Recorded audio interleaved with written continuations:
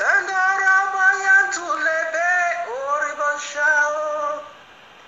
Reba santulebe kurilebe. Reba santulabuyende. Durilabo shandalabe. Monsantulabaruke sande.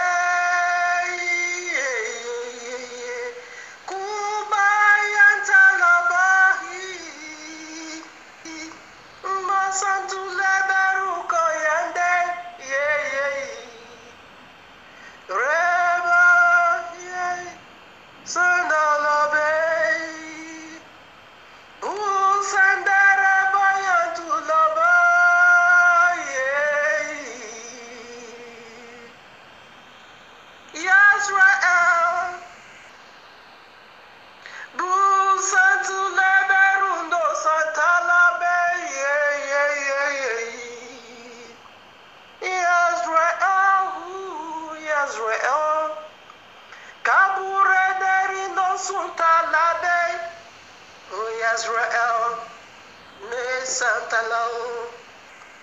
Kabure derino sunta labe. O Israel, me Santa Lau. Rebo seke rebo hi. Kubu shanta labe reke ye. Ribaba Santa labe kumanta. Israel, Reba Santa Labe, Reba Santa Labe, Reba Seke Reba, Shanda Labe Ruko Santu Lebe, Inde Rebo Sunte Labe.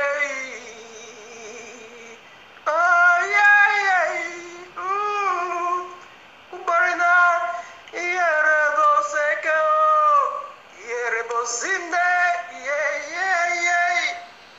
Urela Boseke, Messiah, Urela Boseke, Messiah, Rabo Santa Lobe, Urela Bayanta Labe, Israel, Urela Bosei, Urela Santa Labe.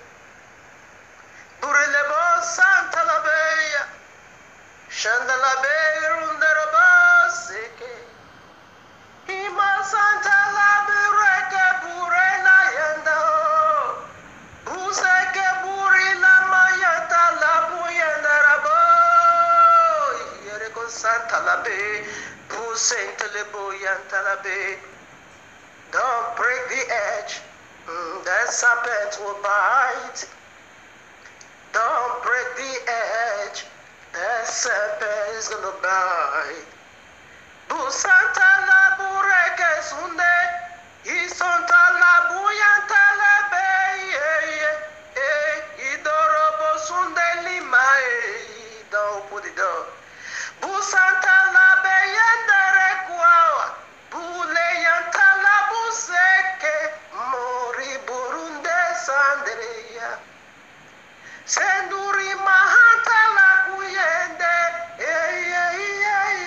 gorobo, musanta la beye, musanta la beye kerebo, shunderibo masande, gorobo, santa la bu. Be wise than the serpent, and be harmless than the dove. Be wise, horrible sakaya than the serpent, and be harmless, horrible shantalabeseke, like the dove. Busantalabe kubu shande, Yasrael, horrible suntelabe, kurilaba inderebo sundelebe. The people that I call by my name will humble themselves. Rimo Santa Libo Sante. Shantalabe, Riba Sikaribo Yantalabe, Murabo Sundele Mohantalabe,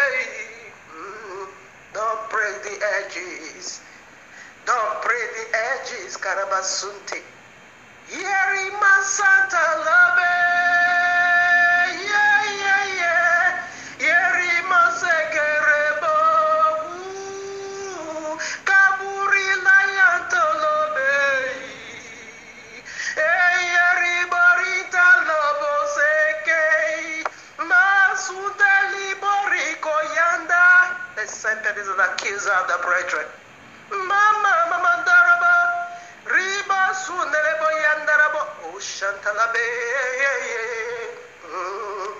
Don't break the edges. Yeri Mama Santeya. Shekoribo Santei. Oribo Sakaya Boyenderebo. Riba Sunterebe Yarabo Seke. Moshanterabe. Oribo. The wise, that the serpent and be harmless, Oribo Seke, and the dove, Moriko Shanta, is the accuser, Oribo Shanta, Oribo Seke, Yeribo Seke is an accuser, the serpent is an accuser of the Orika Shanta, Reba Hintala Bekuyande. The power of overcome is right with you. Power of overcome is in you. Only don't break the edge. Horrible say. Only don't break the edge. Imama Shana Labeya. Don't break the edge. Ikorobos Kulimahanta Labey. The edge. Ikorobos Sundereba.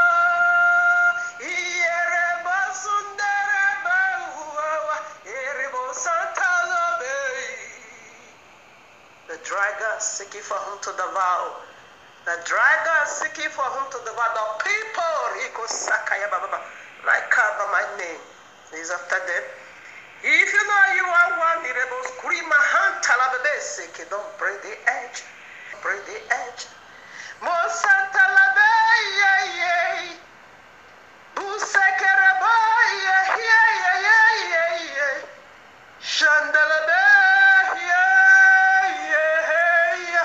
Don't break the edge. The serpent is gonna bite. Don't break the edge. Let the people that I cover my name. No Shanarebe. Imoroko Santa Labe. Oh, Urabo Santa Labe. Be wise as the serpent and be harmless as the dove. Reba Kuri Labasun Lebe. Imorabos Kuriboyan Tarabobo Seke.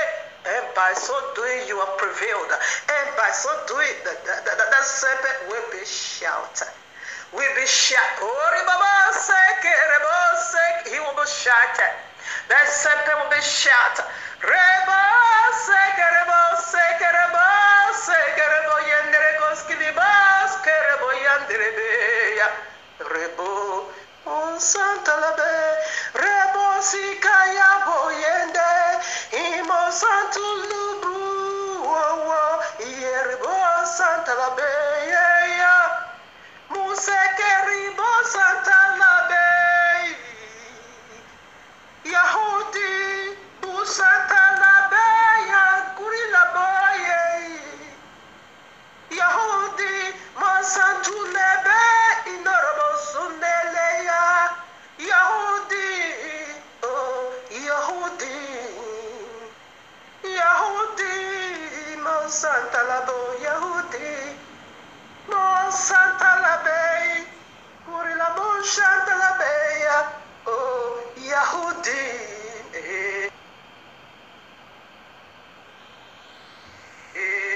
You are the one I call by my name.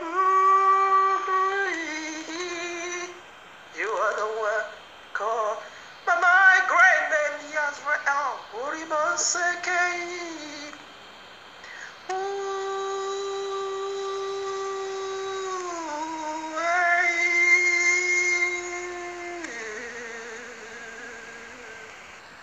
Greetings to the 12 tribes of Yisrael, scattered in the four corners of the earth, and to the Gentiles called by the name of Yahuwah.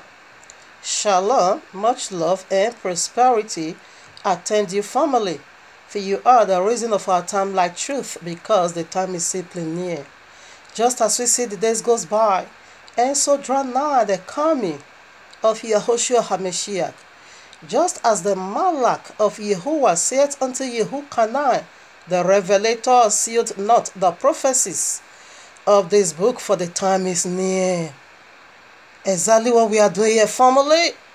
Decode the end times prophecies, signs, and dreams in preparing people by the house for the returning of King Yahushua HaMashiach, our eternal bridegroom, to whom due all glory, worship, honor, exaltation, acclamation, oribo hantalababo seke wealth, power, riko shantalabe sekebo, worshipped, inorokos klima hantalababo seke, to the glory of his magnificent Father Yahuwah the Almighty, and to the Ruach HaKodesh, the forever pure energy, the very blessed one, and the very glorious DNA of Abba Yahuwah, Ribo Santayaba.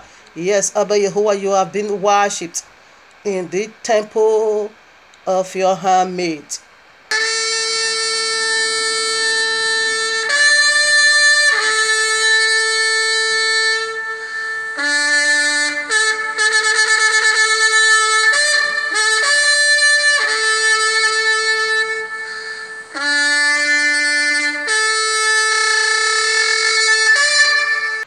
All right now. And how deep or loud does this go? Yes, you heard it. I heard it. Everyone simply heard it. That is the glory of the trumpet. When it's being released or being sound, it means awakening. It cuts everybody's attention. He makes us to turn around. What is going on over there? He raised a question in our heart and makes our antenna very hard to know or see what is going on over there. Why the sounding of the trumpet? Oh yes, this is the glory and the beauty of it. Exactly what we are seeing over here. Like I always love to say, trumpet or sound precedes every single movement of Abba Yahuwah. This is the voice of Abba Yahuwah we are resounding over here. This is the voice as the water covered the sea. This is the voice of Abba Yahuwah covering the earth. Not just the earth alone, also the heaven. He said, I once shook the earth. But right now, the same include the heavens. The power of heaven is about to be shaking. That which he has said right in Exodus 34 verses 10 is about to be released unto this generation. That is what we are standing over here. When you begin to see all these things, know that the coming of the Son of Man is right at the door knocking. Are you ready? Are you awakening? Are you aware? Or are you sleeping? Be hypnotized? What side are you? The side of the sheep or the side of the goat? This is the antenna. When the trumpet is being released, this antenna go hard in our heart. What is going on over there? What are they doing? Why the sounding of the trumpet? Yes, sir. That is the voice of Abba Yahuwah says something over here. Unto you, King David said, let the righteous man rebuke me. It is I know here on my head. Yes, the Ruach HaKodesh has already said it to you and me. Let him that have ear hear what he has already said. Do you have an ear? Why did he say so? He knew many ear is going to be dedicated unto the same pit. He knew many ear is going to be deaf. They won't hear the voice of righteousness anymore. Their ear is uncircumcised. They are going to be hearing the voice of uncircumcised deity's heart. The very dragon. What was his voice?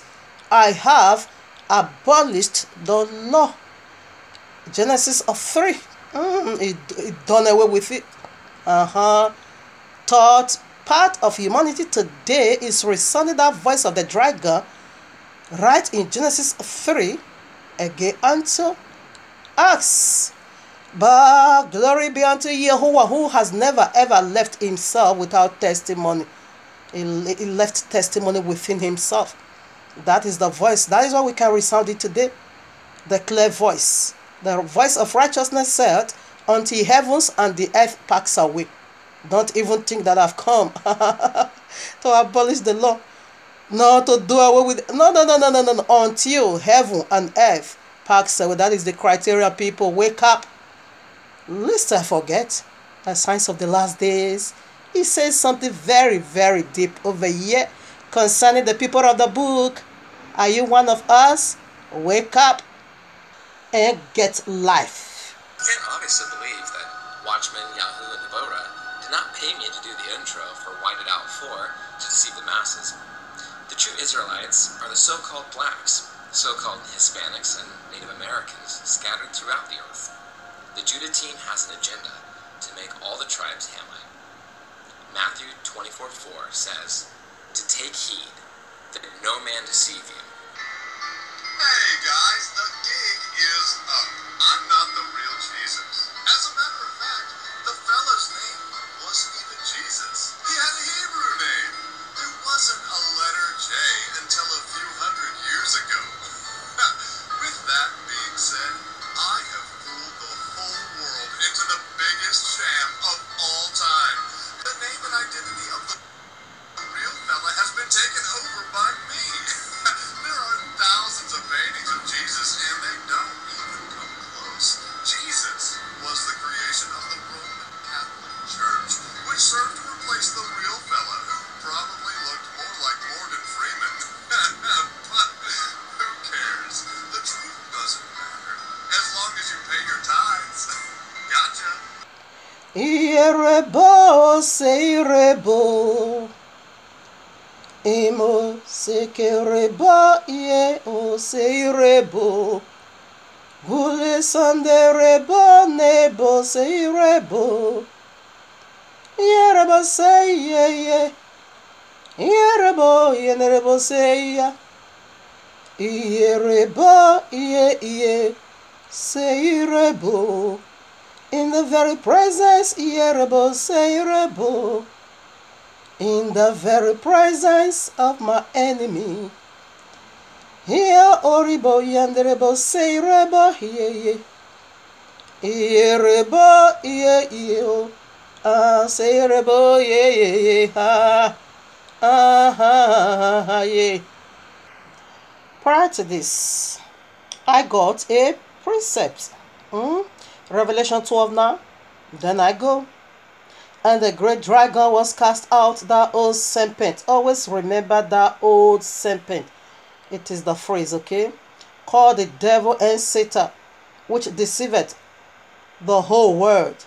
He was cast out into the earth, and his angels were cast out with him.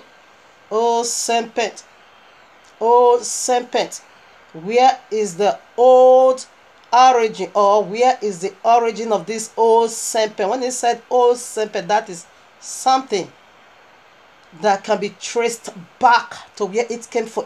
That is, this old serpent has something, origin. Where its origin is old, it is in Genesis 3, okay? Do you want to know his tricks? Old serpent that deceiveth. He said he's a deceiver. Go back now to Genesis 3 and see how he twisted and rationalized and spiritualized and demonized the royal law. Let's proceed. Here I am, Matthew 24:24. For there shall arise false messiahs and false prophets, and shall show great signs and wonders, inasmuch that if it were possible, they shall deceive the very elect. What did you understand over here? Okay. Let's check out now the false prophets and their Messiah that is going to be doing these great signs and wonders, in as much that if heaven did not help, if Abayawa remains silent, even the elect will be deceived. Here I am, Revelation 16:13. And I saw 3 unclean spirits like frogs come out of the mouth of the dragon, that old serpent, that dragon, and out of the mouth of the beast, that is the first Messiah, and out of the mouth of the false prophets. Alright, for they are the spirits of devils working miracles, which go forth unto the kings of the earth, okay, and of the whole world.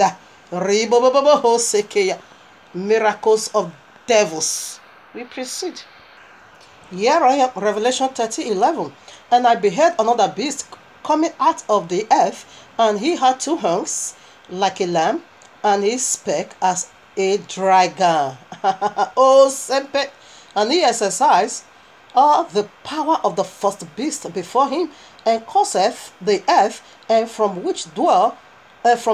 which dwell therein, to worship the first beast, whose deadly wound was healed. And he doeth great wonders, so that he maketh fire come down from heaven on the earth in the sight of men, and deceiveth them that dwell on the earth by the means of these miracles which he had power to do in the sight of the beast. We put some more. Here I am, 2 Thessalonians 2, I take it from now. Even him whose coming is after the working of Satan, with all power and signs and lying wonders, and with all deceivableness of unrighteousness in them that perish. Okay, we get some more. Now, in summary, let us wrap it up. Okay, here I am in the book of Enoch. The reason why Messiah, you see all the place I just read from the royal law, Messiah called it what? A deceiving miracle. Apostle Shehu calls it what? A lying wonders.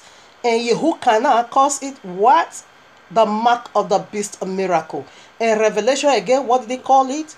The miracles of devils. Right now we are going to see why all of them have a different perspective over the miracle of the first Messiah. Here I am in the book of Enoch, chapter 8. I take it from verses 2. And there arose much godliness, and they commit fornication, and they were led astray, and became corrupt in all their ways. Some Jazel, listen now. Some Jazel taught enchantments, and root cuttings, amorous, the reserving of enchantment. In other words, what is it saying? You know what enchantment is? To bewitch you, to cast spell on you. And these 2 deities, they are fallen angels. That Amoros will cast a spell. Some Jazel will cast a spell. And Amoros will resolve it. That is why Messiah call it a deceiving. The way you say, wow, Jesus is doing wonder, wow, he's doing what, I just give you a clue that this is eye-opening, right? This is why it's a lying wonder. This is why it's a deceiving miracle. This is why it is the mark of the beast miracle. This is why it is the miracle of devils. Like we are about to unveil them now. We are about to expose their secret place once again. Urabase delebo, urabase keheya, urabase kehi. Urabase keheya, urabase kehi, urabase delebo, urabase kehi, urabaye nerebo,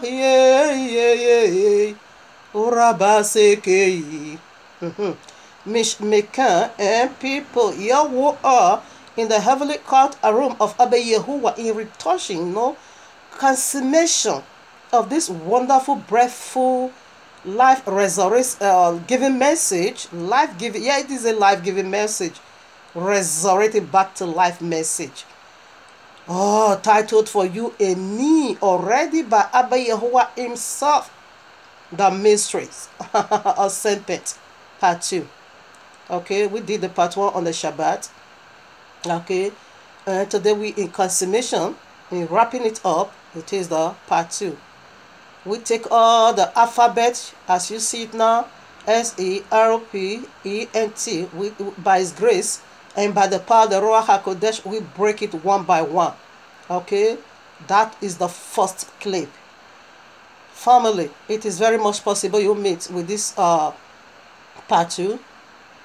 Therefore, to escape or to prevent some kind of confusion, kindly go and listen to part 1. Okay, drop it when you just come. Yeah, of course, it is very much possible you meet with this part 2. Just drop it and go and first of all here. What are the 7 alphabet of the serpent? Go for. Therefore, you will not come back to this part 2. In order to get the fullness of this segment, listen to part 1. This is part 2. When you just move with only this part 2 and you settle with it, you're gonna get lost. Of course, you won't understand nothing because we have come a long way. Okay, so that is my advice for you. In order to, because we have point 1 to 4. Okay, that is what we want to look into now. So kindly listen to part 1, and this is the part 2.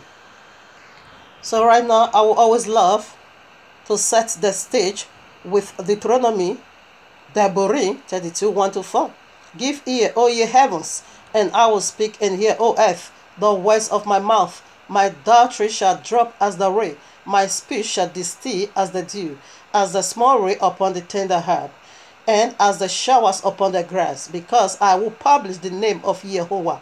Ascribe ye greatness unto our Elohim.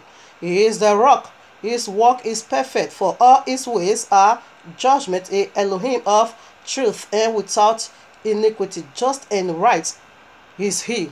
Abba Yehovah, Iborobo Sele Yabo, Abba Yehovah, Imo Santulubu Yekerebo, Abba Yehovah, Igorobo Skarabo, Abba Yehovah, Ima Santa Labu, Yenderebo, Abba Yehovah, Iborobo Sabe Yabe, Borobo Seke Yabe, Abba Yehovah, Igorobo Skarabo, Abba Yehovah, Imo Santa Labu, Yenderebo.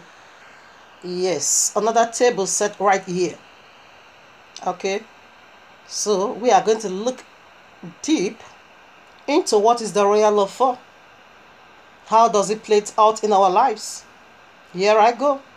Point 1, it functions as a sacred marriage covenant between Yehovah and his people Yisrael. Point 2, it outlines how the marriage would function.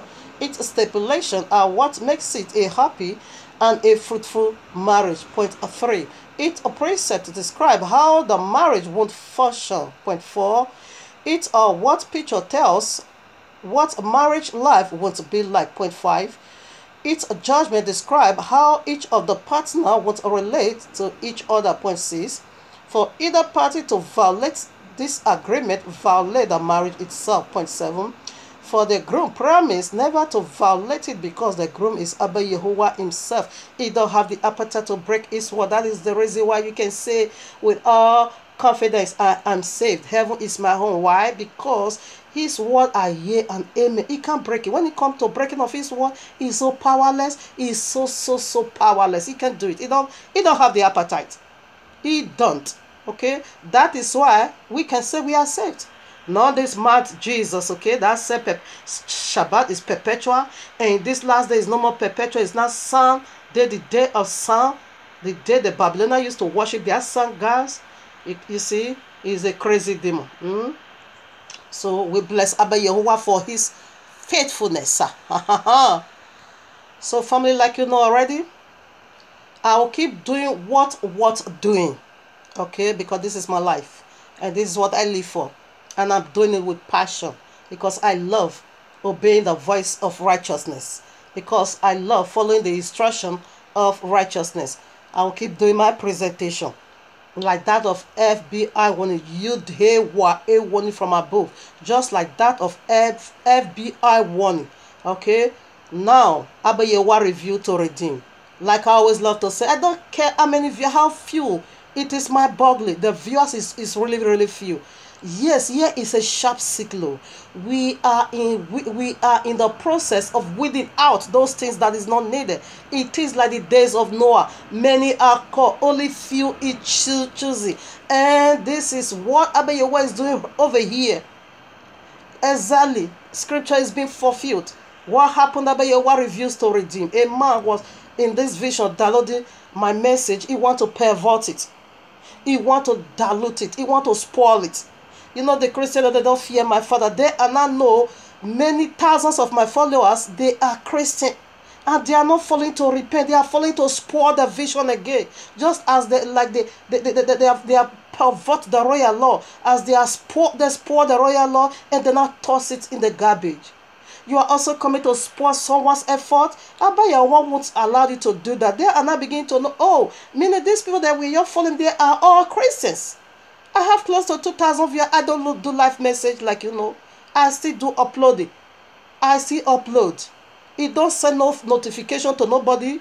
I will just put it like a normal uploading. When you see it, you watch. But Abayewa's grace, people was following. I was thinking these thousands of viewers were following for repentance, but little did I know that they were just there to steal. So which means those multitude you are just a thief. That is why you run away. You couldn't handle it. Exactly what I saw in this vision. A man was just downloading my vision. Abayewa is digging out these days, in reaching out to the Lordship House of Yisrael. He was just downloading it only to pervert it. Then Abayewa said, if you don't do it this way, they're also going to spoil this. Place this seal on it, and you will see what is going to happen. And since I really start placing the seal, they took off. Don't dare these people. They are made for powerful acts. So you don't follow for repentance. You only follow to spoil again. The thief coming not to kill, to steal, and to destroy. This was just their mission. Right now, my presentation continue. It goes like this. If you listen to my message, it's not funny. Oh my Father. If you listen to this wonderful message about you was digging out of me these days, in reaching out to his people, to the glory of his name, and said Jesus, to resounded under the voice of him, and said, Jesus gave it unto you. Ebola will attend you in Yahuwah's mighty name. It continue. If you download this message and you want to resound it under the voice of you, and use it to please any deity such as Allah, Jesus, Ghost Fire of the Christendom, the causes of Sapphira's Ananias, we attend you in Yahuwah's mighty name. If you download this message and you want to resound it under the voice of you, and place any obligation of condition of money making, and such as sowing of seed, plant a love offering, the hottest place in the link of fire shall be your dwelling without mercy in Yahweh's mighty name. Because that is the trick that Christians are using these days. They will say they are not selling it, but just plant a love offering, you still sell it. You will see you sell all things. Your anointing, your prayer book, your message, your music, your handkerchief, your sticker, your water. Tell me what you are not selling. When somebody shake you, you have to pay. They call it a prophet offering, shaking the prophet. What are you not selling? You see, that is why Abayewa said doing this way, so that they don't pervert it. They love mystery, but they don't want to obey. They want to take somebody else's effort and pervert it. So that is the cause. Due to these causes, which is the seal, you can go to Joshua chapter 6 verses 26. Okay, you can go to Acts of Apostle 5:11 to 1 to 11. You can go to Acts of Apostle 36 to 11. And Revelation, the consummation of all things, 22, 17 to 19. If you obey, is a blessing. If you don't obey, is a curse. It is settled. And if you, however, if you download this message, you want to resound it under the voice of you, in propagating righteousness without perverting it, undilutable, just the way you take it from this very, very channel that is being dedicated unto righteousness, and you want to propagate righteousness in pleasing Abba Yehovah. Double blessing, double honor, double glory, it is yours. You shall rule and reign with King Yahushua all eternity. Hey, the crown of honor shall be set on your head, and you will sit in the throne of honor here on earth for all eternity. Because of that faithfulness, the salvation is extended unto your family. You shall never by no means mix heaven in Yehovah's mighty name. Yes, it goes in this both way. Masekaiba Karakaba say Masendeba Karakaba say Busendele Karakaba yeah Karakaba hey Karakaba Yazrael Karakaba hey Yahudim Karakaba say Karakaba yende o Karakaba say yeah Karakaba yeah Karakaba yeah oh Yeraba say oh Karakaba say. Now let no one trouble me, because I go by the commandment of Abba Yehovah, revealing the deep things of serpent is waging war. But let no one trouble me at all, because I go by the commandment and by the name of Abba Yehovah. And the name of Abba Yehovah is written all over me, therefore let no one trouble me. I go by the commandment of my Father. Let no principalities, let no power, let no treasures of darkness, let no wickedness of darkness, let no hidden wickedness or Satan touch me, nor any thing that pertains to my life. In Yehovah's mighty name, because I go by the commandment of Abba Yehovah. Sempet is so, is bringing out tear gas in his eyes. Oh, but greater is he that is in me, and that is in you. You Sempet, folly Seraphis. You has been condemned eternally in Yehovah's mighty name. So right now, like we established already, all these alphabets of this 7 alphabet of serpent, what did it go for the first letter? I'm not going to go deep at all, just as a kind of a reflection. Just go and listen to part 1. Something powerful took place over there by the power of the Ruach HaKodesh. The S, what did it go for? It simply go for spiritual stronghold. Okay. And the E, what did it go for? Evil eyes opening. And there is a lot of scripture that validates it. It is a mind-boggling. Okay. And the arrow, what did it go for? Remote control of the heart. Simple, we just sit down. You know as remote control work. It will just point its wickedness straight away to your heart. It will just be remoting it. For you to do that which pleases him. Just go and listen to part 1. And the P, what did it go for? Principalities, powers in the high places. It is awesome.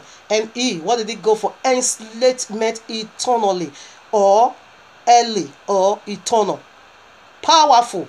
Listen to part 1. You will see the scripture that how he really enslaved that man. And what did it go for? Nature spoiler, nature destroyer, nature waster. Not deadly serpent. T, what did it go for? Torment, torture, tear apart.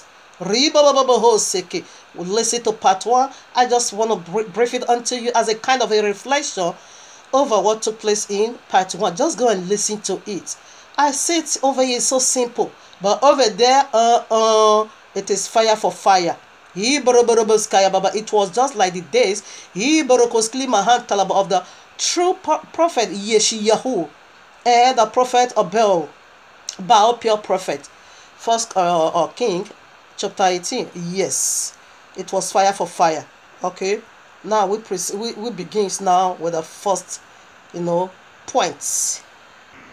So here we are in Exodus 7. I will take it from 9 and drop it at 12. So in the first clip, because I'm also going to be referring, I'm going to be referring to some words over there. We talk about that serpent is, of course, when you go to Isaiah Yeshayahu chapter 6, you are going to see they are the highest ranking angel in heaven. They are the very deep, and they will prove it in part 1 of Abba Yehovah. They are more crafty. That was why it was being called in Genesis, Revelation 12:9, the dragon. Okay, dragon is serpent. It has a lot of names. It's Leviathan, is a spoiler, destroyer, Abaddon, Apollon. That is, it has a lot of names. So for you to get the fullness of this, kindly go to part 1. So that is what we established in part 1. So right now, part 2 here, I want to read from the, I read now verses 9. When Pharaoh, they are the power of miracle, they are the prince of it, they are the seraphims, or excuse me, yes, seraphims in Hebrew simply means they are blessed one. And in singular, it simply means seraphs. Seraphs simply means serpent, or flying serpent, or fiery flying serpent. We are going to see this on the Shabbat in another form, powerful. Family staying too.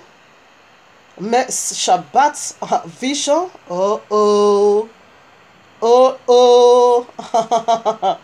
Don't let no one tell you. You just come and listen for yourself. Demonology. We are going to break it again, alphabet by alphabet. Shabbat carries a lot of mysteries. We unveiled it. The mystery of demons. Okay. All the deities that fell from glory. All the offices of angels that conjoined together and fell and rebelled against Jehovah. We are going to break the alphabet by we are going to expose their secret places, okay? Just as we are dealing to their father. This is their father, serpent, okay? Serpent is the highest hierarchy in heaven. Is the seraphims, that banner that stood above Abba Yehovah. He is the DNA. We'll prove it in part 1 of Abba Yehovah. You see how human race there will look like his neck. When the sperm is being released from the, from the mare straight to the uterus for, planting in seed, it looks like serpent. Yes, that is the DNA. That is why they are made more crafty. They are the power of conception. Seraphims is the power of conception. We prove that in Luke chapter 1. And Matthew, Rebo 1, 18-20. It said, what Mariam have in her belly, it is from the Ruach HaKodesh. And we see who is Ruach HaKodesh. It is the blessed one, okay? Acts of Apostles chapter 2 also see it over there. They are the power of wonders. They are the power of resurrection. The seraphim, that is why they can't forgive. It is the strength of Abba Yehovah. It is the very DNA of Abba Yehovah. We see Abba Yehovah have DNA. That is what from his son, King Yehoshua HaMashiach. Not spiritual, physical. And that is what also formed the first man, Adam, in Genesis 2. The DNA of Abba Yehovah. It is the breath of life. The Ruach HaKodesh is breath of life. You see when it comes in Acts of Apostles chapter 2, with a violent, wind. That is, it can come by wind, it can come like a fire. That is all I have for now from part 1. You can go over there. It is the power that worketh wonders. But this serpent now that fall, it is the ghost fire of the Christendom, and it is the Allah in the Islam. We will go more into that. That is all the point we want to avail on his lies. Then I take it now. When Pharaoh shall speak unto you, saying, show a miracle for you, that thou shalt say unto Aaron, take thy rod. The serpent is also being called rod, okay? And cast it before Pharaoh, and it shall become a serpent. Eternal. And Moshe and Aaron went in unto Pharaoh, and they did so as Yehovah had commanded, and Aaron cast down his rod before Pharaoh and before his servants, and it became serpent. Serpent is the highest order of all angels. Now 11. Then Pharaoh also called the wise men and the sorcerers. Now the magicians of Egypt, they did in like manner with their enchantments. For they cast down every man his rod, and they became serpents. But Aaron's rod swallowed up their rods. Why? Because this folly deity seraphims, which is serpent today, is a serpent. In Hebrew, seraphims is I simply mean they are blazed one, the fiery ones. Okay, that is plural. In singular is called seraphs, which simply means serpent, flying serpent, or fiery flying serpent. This one is cursed already. That is why the holy serpent now swallowed the unholy serpent. Okay, that is the mystery over there. So right now, you also go to Revelation 12. I read it already now. It said that the great dragon, The dragon, that old serpent. It is the power of conception. That was why you also said unto the serpent, Genesis 3. He said, I will put enmity between you and the woman, between thy seed. Because serpent is the DNA is going to be having a seed. That's just what I want to prove. Now let's see. The power that the magicians of Egypt used to do their wonders. It is the dragon, which is the serpent again. Ezekiel 29:3. Speak and say, thus saith Yahuwah Elohim, behold, I am against thee, Pharaoh, king of Egypt, the great serpent. The great dragon. The great dragon. The great dragon, that old serpent, Revelation 12:9, is whom we are dealing with here in this segment. It is the highest order of all angels. And this was the authority of Pharaoh. That was why their rod became serpent. Dragon is serpent, serpent is dragon. He has a lot of names. It's Leviathan, it's destroyer, waster, spoiler. These are all his name. Destroyer, okay? Serpent, it is the power of conception, and it is the power of resurrection. So we want to dig into the point 1 today, the very wonders that is going on right now. Who is the author of it? We see Pharaoh magicians also did wonders. And we see who is the authority of Pharaoh. It is the great dragon. Dragon is serpent. Serpent is dragon. And we are unveiling the wickedness of serpent right in this segment. Now we'll go for point 1. So here we'll go. What did the point 1 go for? Point 1. Serpent's spiritual wickedness. It is the most destructive lie ever told in the Christendom. That is the point 1. Here now. The most destructive lie ever told in the Christendom to humanity. I die. I see Jesus. Jesus say, I see demon. Jesus say, don't wear pants. Don't make up. Don't relax your hair. Don't use anointing oil anymore. James 5:11. Okay? I think we are going to be taking it one by one. We are proving something over here. Jesus said you shouldn't, use anointing oil anymore. That is the revelation of Linda. That Linda should have been stoned to death. Someone should have just set that lady ablaze, because she is the wife of Abednego. Here I am. James 5:14. Is any sick among you? Let him call for the elders of the congregation, and let them pray over him, anointing him with oil in the name of Yahuwah. And the prayer of faith shall save the sick, and Yahuwah shall raise him up. And okay. But he said we should do it. But Linda, I see Jesus say you shouldn't. Huh? Oh, my Father. Now here I am, Mark chapter 6, then I read 7 and 13.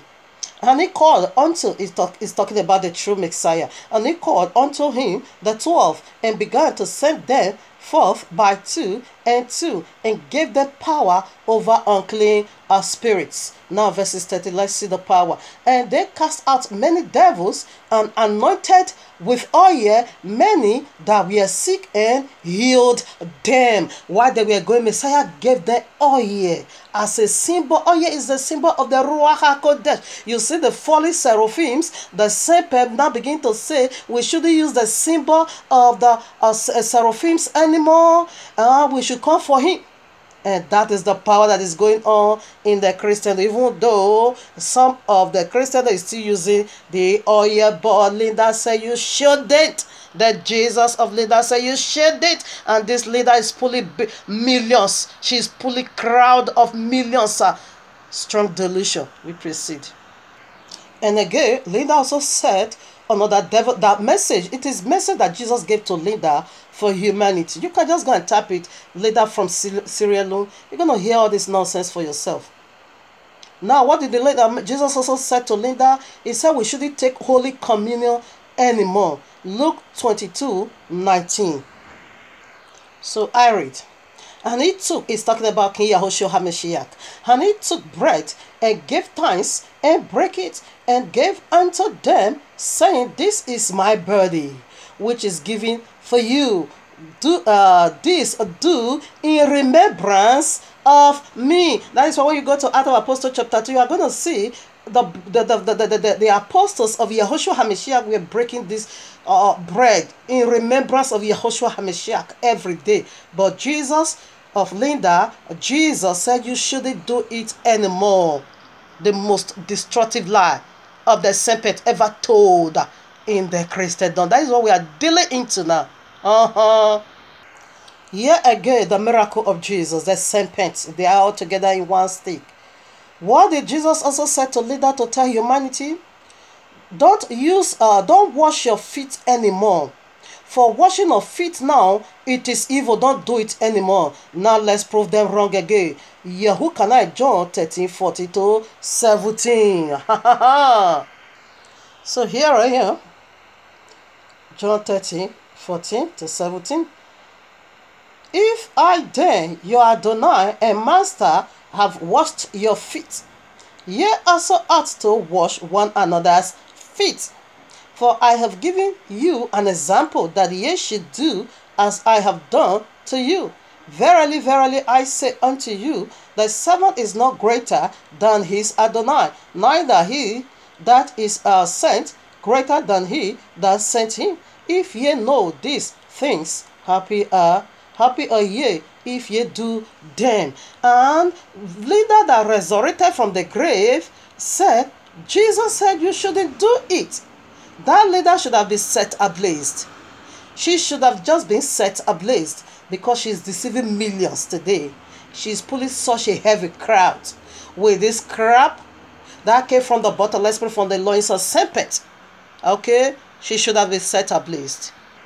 And again, Linda that resurrected from the death, Jesus also gave her a message to tell humanity that we shouldn't be using apron anymore. He said using of don't use apron or handkerchief anymore because now it is devil's property. Let the royal also rebuke her and her Jesus for that. And let thunder and the fire of the Ruach HaKodesh descend upon Linda and upon Jesus, our authority, in Yahuwah's mighty name. Here I am, Acts of Apostles 19:11-12. Where am I? Oh, my Father. Yes, I read.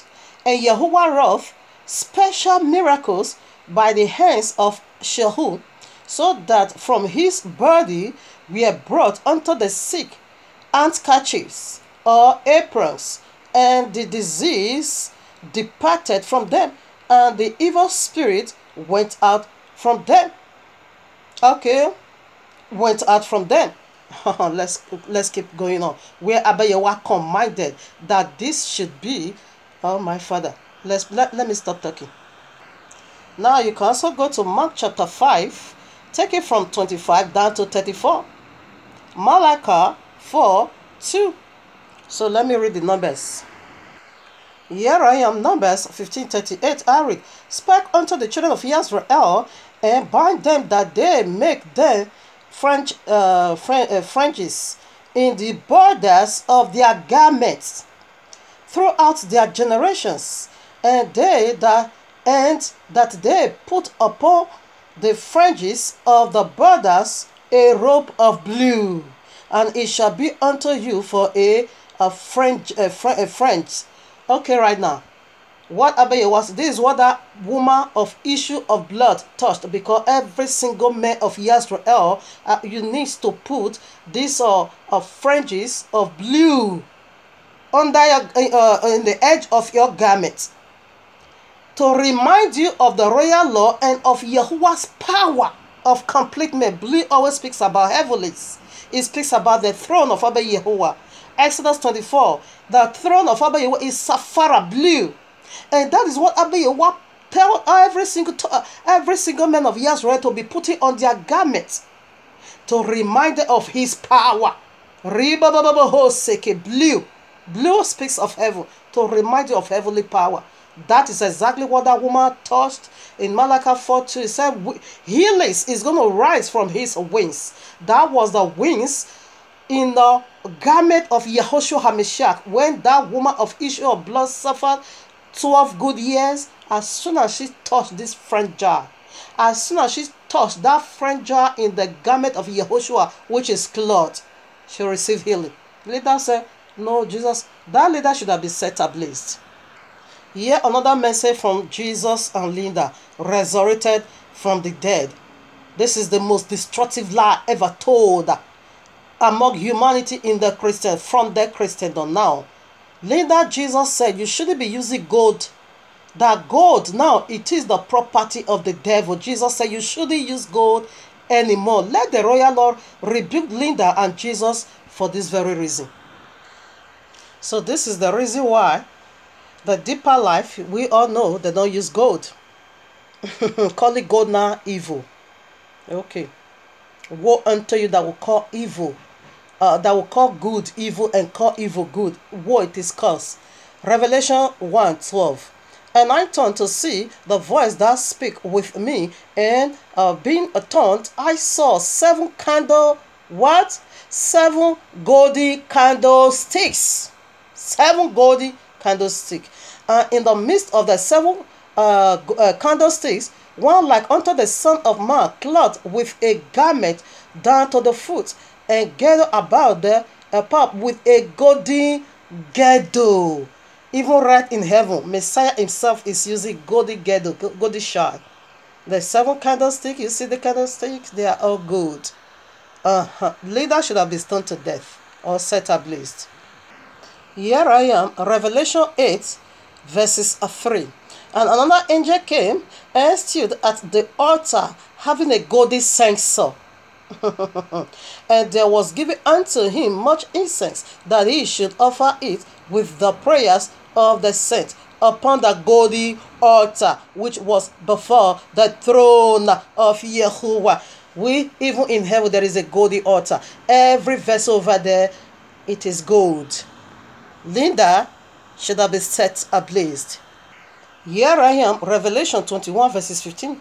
And he that talked with me had a golden reed. To even measure something, it is gold. That rod was a gold. To measure the city and the gate thereof and the world.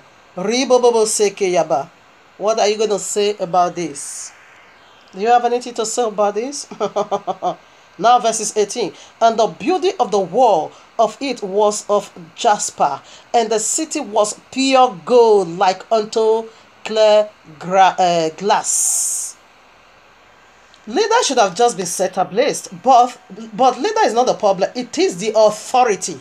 The authority, it is Jesus. And who is doing this destructive miracle? It is the Abaddon, the Leviathan, and the serpent.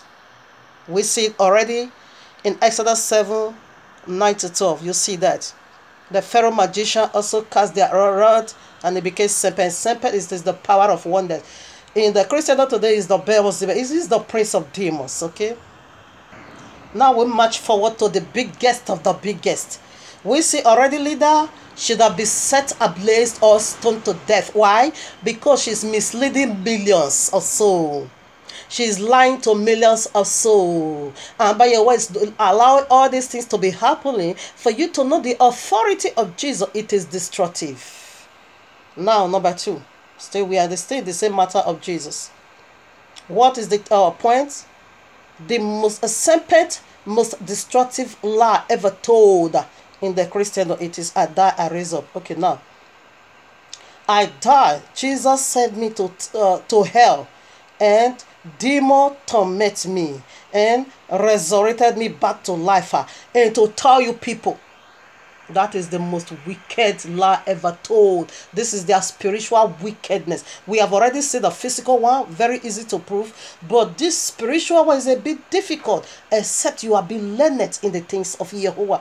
Except you are being rooted and grounded inside the word of Yahuwah. Then you will be able to cut the red-handed. That was why Abba Yahuwah said you should get ready against the evil day. These are evil days. We are in the evil days. That giant, the offspring of Satan, they are resurrecting already, living among you and me. You are thinking they are still human. Let's prove that wicked lie ever told on this planet is what we of the sample is what we are looking into.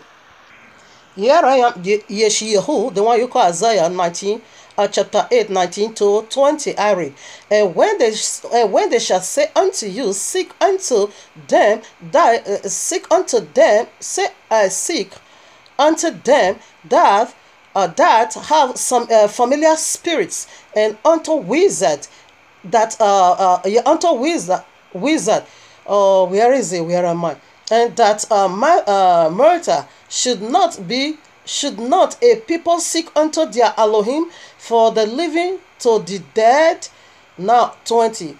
To the law and to the testimony, if they speak not according to this word, it is because there is no light in them. Abba Yahuwah is saying, if you don't speak, if your testimony contradicts this royal law, if your testimony is out of the royal law, it's said because there is no light in you. And if there is no light in you, what did you have? You got darkness. And who is the darkness? It is the Abaddon again. It is the fallen deities. It is the fallen seraphims. It is the dragon. It is the serpent. We see in Genesis 1, Bereshit, they wear the darkness that cover the surface of the deep.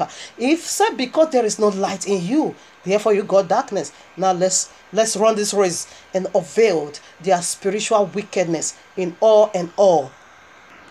So right now, the only place first of all we are going to see what this is all about, what Abba Yahuwah has to say concerning this. If you don't speak according to the testimony of the royal law, there is no light in you. Therefore, what do you have? Darkness. Here I am. Wa'ikra, Leviticus 19:31. Regard not them that have familiar spirits, neither seek after wizards to be defied by them. I am Yahuwah your Elohim. What is it saying?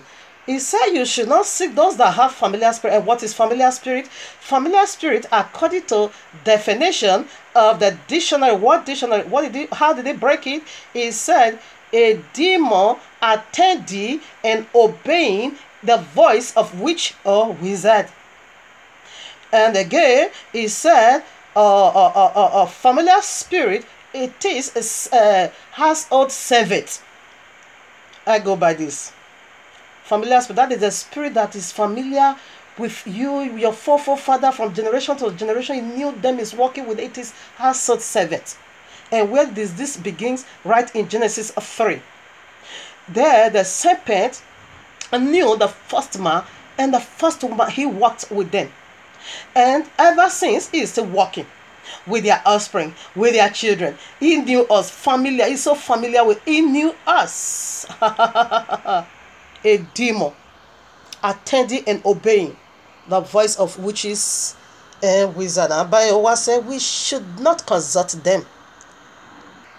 Here I am, Leviticus 20 verses 6, and the soul that turneth after such has have familiar spirits, and after wizards to go wholly after them, I will even set my face against that soul, and I will cut them off from among his people. Now we'll go to 27. Because the only place we see this that I resurrected, it is in the royal law, and it's been done by a familiar spirit.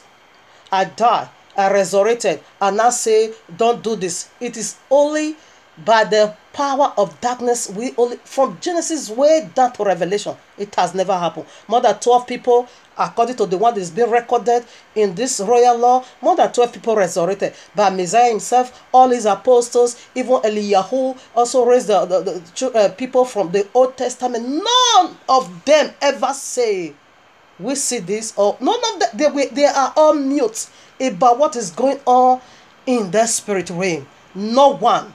Even Lazarus was even dead 4 days. We never hear no word from him. The only place we hear, I die, I resurrected. This one say, and Jesus said, don't do this. It is being done by a familiar and a wizard and a witchcraft spirit. That is why we are here. And Abayawa say you shouldn't consult that spirit. I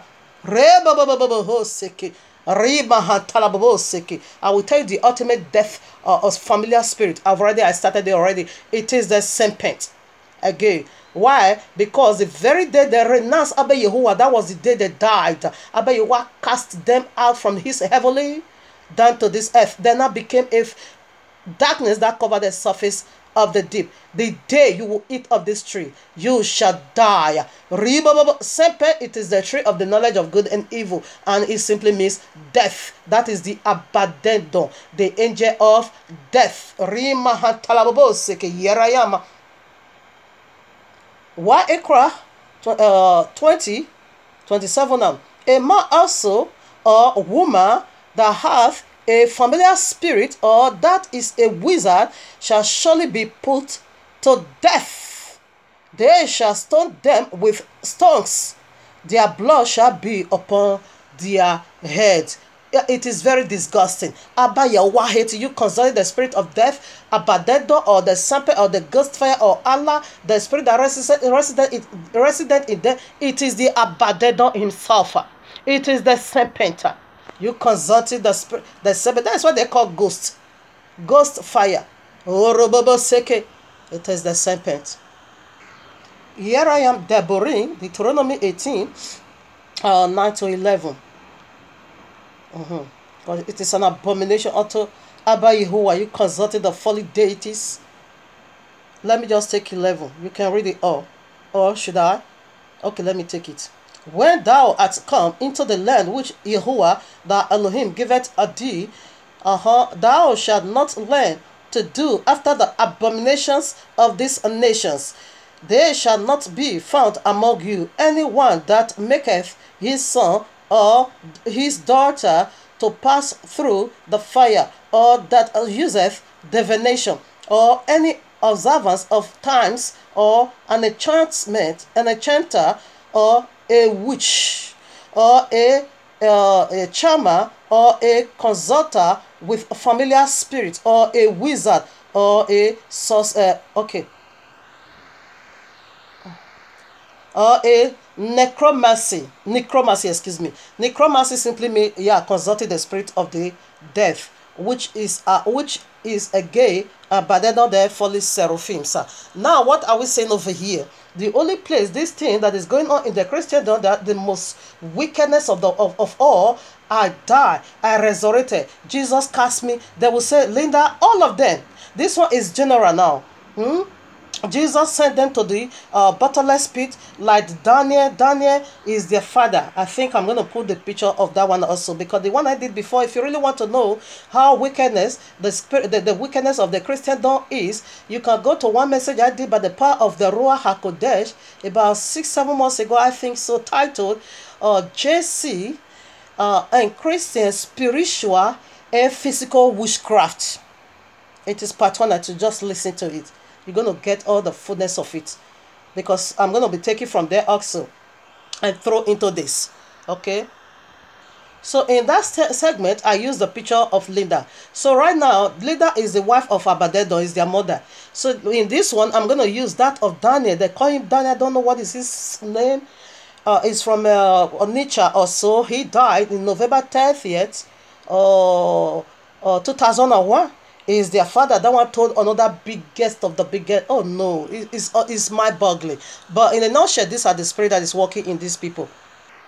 So here I am. Let us see now in another form what is witchcraft. 1 Samuel 15:22-23. And Samuel said, Yehovah has great delight in burnt offerings and sacrifice, as in obeying the voice of Yehovah. Behold, to obey is better than sacrifice, and to hearken than the fat of rams. 23 now. For rebellious is as the sin of witchcraft. That is, if you break the royal law. If you don't obey the voice of Abba Yehovah, you are a witches and you are a wizard. And stubbornness is as iniquity and idolatry. Because thou hast rejected the word of Abba Yehovah, he hath also rejected thee from being a king. Because you reject the royal law, you also be rejected. Now let's see who is the word. Say, because you reject the word of Yehovah, let us see who is the word. Say, therefore, for that reason, Yehovah also rejected you. So this is the biggest lie, okay? Here is the biggest one.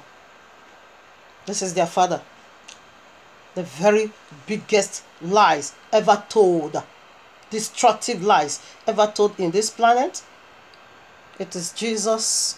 I die, I resurrect. Jesus sent them to the bottomless pit, and Jesus now take them to heaven. And Jesus now Linda, what do they call the other one? Linda, everybody knows that one. What, Angelica?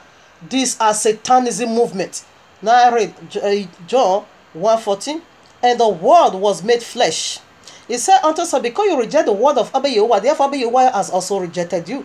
And the word was made flesh and dwelleth among us, and we behold his glory. His glory as the only begotten of the Father, full of grace and truth. So by now you know who is the word that Samson Saul rejected. He said for you to do that, you are a witches and you are a wizard.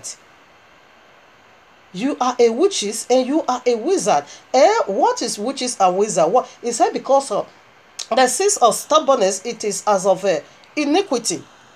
What is iniquity? Lawlessness, living in sin. And what is sin? Breaking the royal law. And who did that? It is still again the serpent in Genesis 3.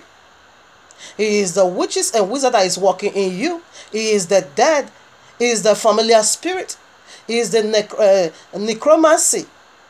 Yes, he is Abaddon, because he is the highest of all angels. He knows how to lie. He's crooked, okay? He's more subtle. These are the offsprings of Satan, or serpent, testifying in praises unto their father, the serpent, the dragon, the devil. They are all together in one stick. Here I am now. 1 Samuel chapter 28, we want to hit on the real matter. You die. You go into the bottomless pit. You resurrected again. We want to see the spirit and begin. Now you now begin to share testimony. Jesus said, "Do this." Jesus. That is what the nonsense they are talking over here. Don't do that. We want to see the spirit. We're already unveiling it. The spirit that is responsible in this wicked lie that contradict the royal law. Here I am. 1 Samuel 28 verses 3. Now Samuel was dead, and all Israel, we see the promises Abba Yehovah gave through Samuel unto Saul, who sinned against Abba Yehovah, that because you reject the word of Yehovah, therefore Yehovah has also rejected you to be a king. Now demon want to confirm this saying. Now Samuel was dead, and all Israel had lamented him and buried him in Ramah, even in his own city. And Saul had put away those that had familiar spirits and the wizard out of the land. Immediately he came to power when he was obedient unto Yehovah. He removed all this familiar spirit from the land. He said that because he knew it was bad. He knew it was evil. He knew the spirit that resided in him. He removed them all. Now let's see how he returned back to his vomit. And I read that. And when Saul saw the host, verses 5 now. And when Saul saw, because Abba Yehovah rejected him already, and when Saul saw the host of the Philistines, he was afraid. And the very first place we see this afraid, it is in Genesis 3, when the serpent did something wickedly and taught our forefather how to break the royal law. As soon as they hear judgment, they hear Abba Yehovah coming, what did the master say? I heard your voice and I was afraid. And Saul was afraid because he did wickedness.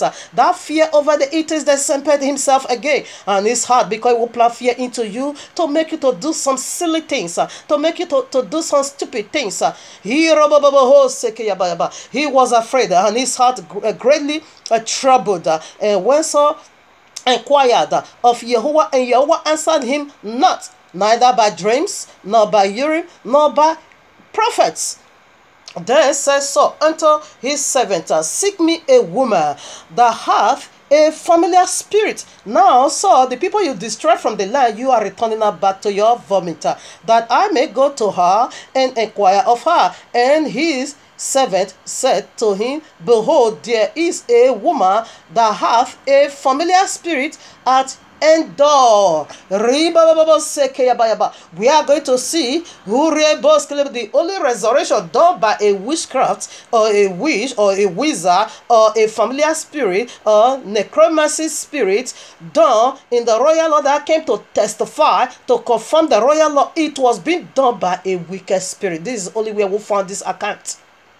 This account, it is powerful among the Christendom.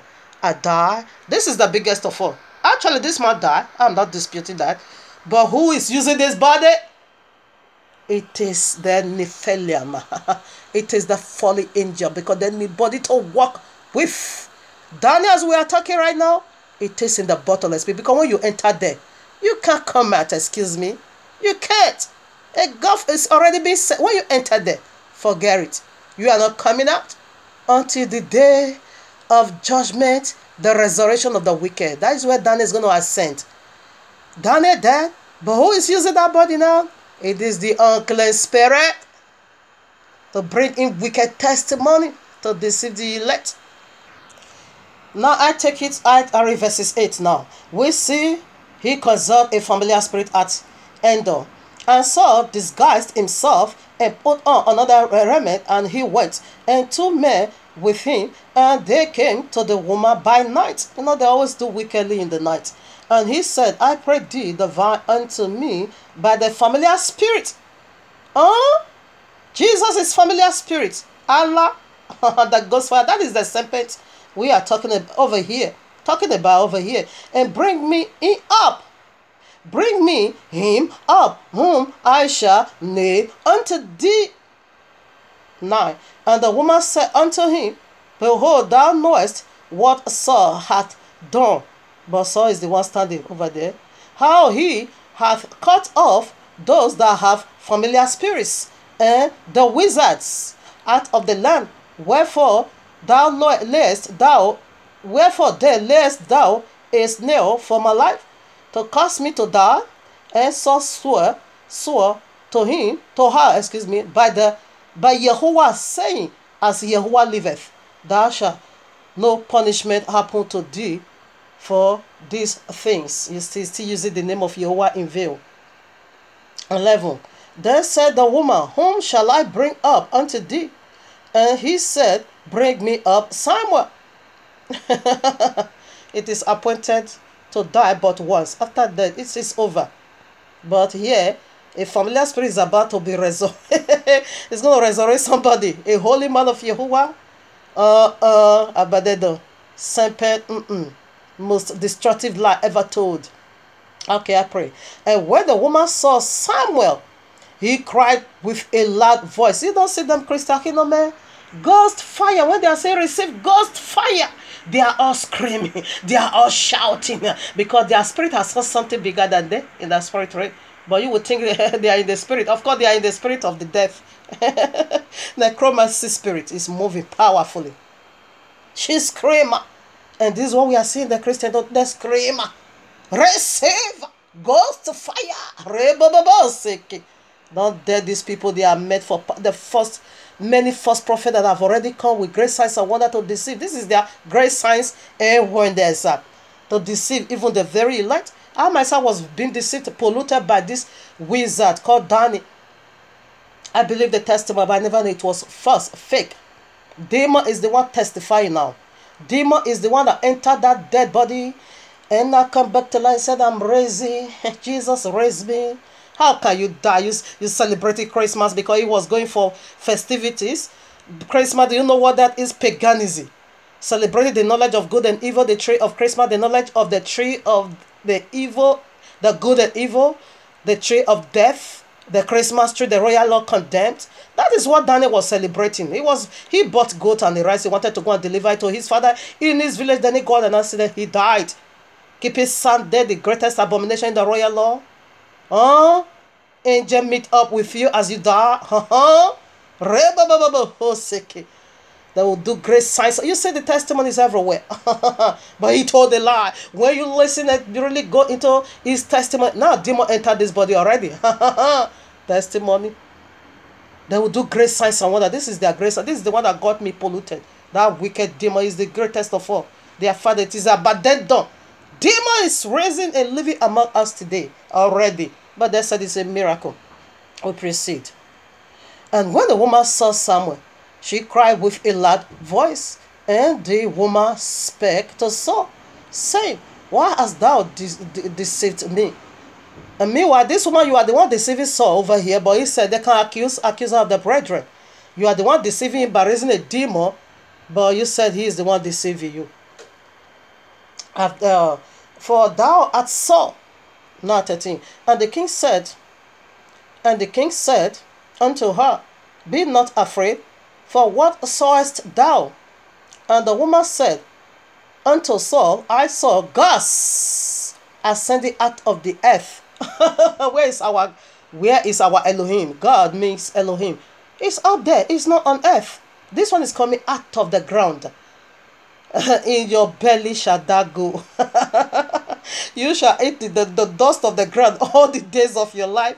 You say you want to make yourself like the Most High. He said, but you are being cast to the pit of all. And that demon ascended from the earth. Our Yahuwah is up there. He's not on the ground, okay? A ghost. He called that ascension. He said he ascended from the earth. Ghost. Let's check who is that ghost. Now let's check out who was that ghost that ascended from the earth. In whom, 2 Corinthians 4:4, in whom the ghost of this world hath blinded the minds of them which believe not, lest the light of the glorious gospel of Yahushua is the image of Yahuwah should shine unto them. As we just read, who is the ghost of this world? It is the devil that blinded the eyes of many, never to see the true light of the gospel of Yahushua Mashiach, the very image of Yahuwah. He is the one that ascended. Now see another lie. You see, all their mouth is busy for Jesus and the serpent, the Allah. Serpent, the most destructive lie ever told on this planet in the Christendom to humanity. It is that I die. Jesus said, cast. They go to the bottomless pit, they arose again, they go to heaven, they not come to this earth. Jesus said, I should tell you not to wear trousers. I don't take Holy Communion anymore. Oh, my Father. Now 14. And he said unto her, what form? Another lie told again by the dragon, the serpent. And he said unto her, what form is he of? He said, I saw a ghost ascending out of the earth. Then someone asking, Saul, now asked her, what form did that ghost have? And she said, an old man, another wicked lie, cometh up, and he is covered with a mantle. And Saul perceived, who convinced him now? Because he is in the presence of a familiar spirit, of necromancy's voices. Is right there. Now who put this word now in his heart? He said he perceived that it was so. He didn't say it was so, but he sang so. Who make him to sing so? It is the familiar spirit that is walking with him. And he stepped with his face to the ground and bowed himself. You don't see when they begin to receive ghost fire. All of them will just fall down. When a Christian man throw his hand, receive ghost fire, they will just be rolling on the ground. This is what the spirit is doing to people. It is a familiar spirit that is working with the Christendom, the spirit of necromancy, the death. This is the very wicked wizard that got me polluted 2011. He lied. And he put this wicked lie. Now, this woman, now you thought this is still your husband. No, it is Abaddon. He disguised, he entered. We see that ghost, he ascended, he entered the body of Samuel, a holy man of Yahuwah. This ascended devil now enter inside his body he now begin to communicate now with humanity. This Daniel, it is the Abaddon, laying now with humanity. Genesis says the fallen deities now begin to intermarry with the human, and Messiah said that is the signs of his coming, that this fallen deity in this last day are going to be intermarried with women, and women is going to be bringing forth any children this woman bring for this man. Now it is giant. Yes, now it is fallen deity that is having sex with this woman, but she think she is testifying a holy testimony. No, it is the testimony of the serpent. Daniel is there, her husband is not. As far as you enter into that bottomless pit, forget it. It is over. Who is walking now? It is the serpent in this man. Walking. Wicked miracle to deceive even the elect. This is the most wicked lie ever told in the Christendom. A giant fallen angel is not living physically among us, just like the days of Noah in Genesis chapter 6. Let no man trouble me, because I go by the commandment of Abba Yehovah. Now, if you check out the testimony of this demon, you are going to see he told a lot of lies over there, because you keep it Christmas alone, that is out of the game. Because Christmas never belongs to the way Sunday take it time for money. Those things, they are crap. They are Babylonian. I know who is speaking now. Now, what lie did he told? Broad, very open lie. If you are in tune with the royal law, he now said, when they now bring in black person, as they were casting out the white people, the angel took him to hell. They were throwing in white people. He never called them a witch. As soon as they brought in a black man, immediately the demon that is speaking with he called angel now said that this black man, he was a wizard while he was on earth. He always fed on human's body.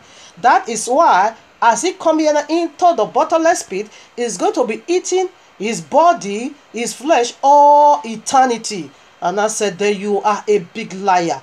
That isn't true. We see what a witch is or wizard is. It simply means a disobedient spirit. When you disobey, therefore you become a witch and you become a wizard. That is what the royal law said about who is witch and about who is wizard. And you breaking the royal law, whether you are black or whether you are white, as far as you are not living according to the rules and the regulation of the royal law, you are witches and you are wizards. Why are you not pointing to black people? Why are you not crucify black people again? Why are you not saying as soon as they brought the black, you now say he's a wizard? What about the white people? They were throwing thousands of white people. According to the testimony of this wicked demon, he never called the white people witch. As soon as they brought in a black man, he now said the angel, the demon that revealed himself as an angel, anyway, it is a gamer. The one that is talking is a demon. The one that was also communicating with him is a demon. Now, he now said the black man was a witch. So now you have crucified that color again, that black people, they are witch. They are witches and wizards. He told a powerful lie. I figured out a lot of lies over there, but I knew who is speaking. So right now, verse 15. And Samuel said, now this dead is speaking now, sharing testimony. That is who we are seeing right now. And Samuel said to Saul, why hast thou disquieted me to bring me up? And Saul answered, I am so distressed, for the Philistine make war against me, and Jehovah is departed from me, and answereth me no more, neither by prophet nor by dreams. He is still making it clear that the holy Jehovah is gone. Then who is communicating with you? Not by dreams. Therefore I have called thee, that thou mayest make known unto me what I should do, consulting the dead spirit. Then says Samuel, wherefore then thou doest ask of me, seeing Jehovah is departed from thee. Now you see the lie. After death is judgment, and is become the enemy. 17. And Jehovah hath done to him as he spake by me. A demon is confirming a holy saying of a holy prophet. That is what we are seeing in these demons today. As he spake by me, for Jehovah hath rent the kingdom out of thy hand, and given it to thy neighbor, even to David. Okay, the one I just read. He said he has rejected you to be a king over Israel. It is gone.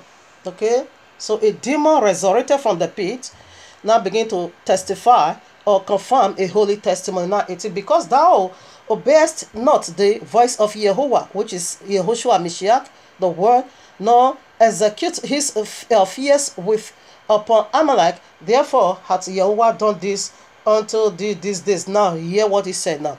Moreover, Yehovah will also deliver Israel with thee into the hand of the Philistine. Listen now, and tomorrow shalt thou and thy sons be with me. Yehovah also shall deliver the host of Israel into the hand of the Philistine. Tomorrow he got killed.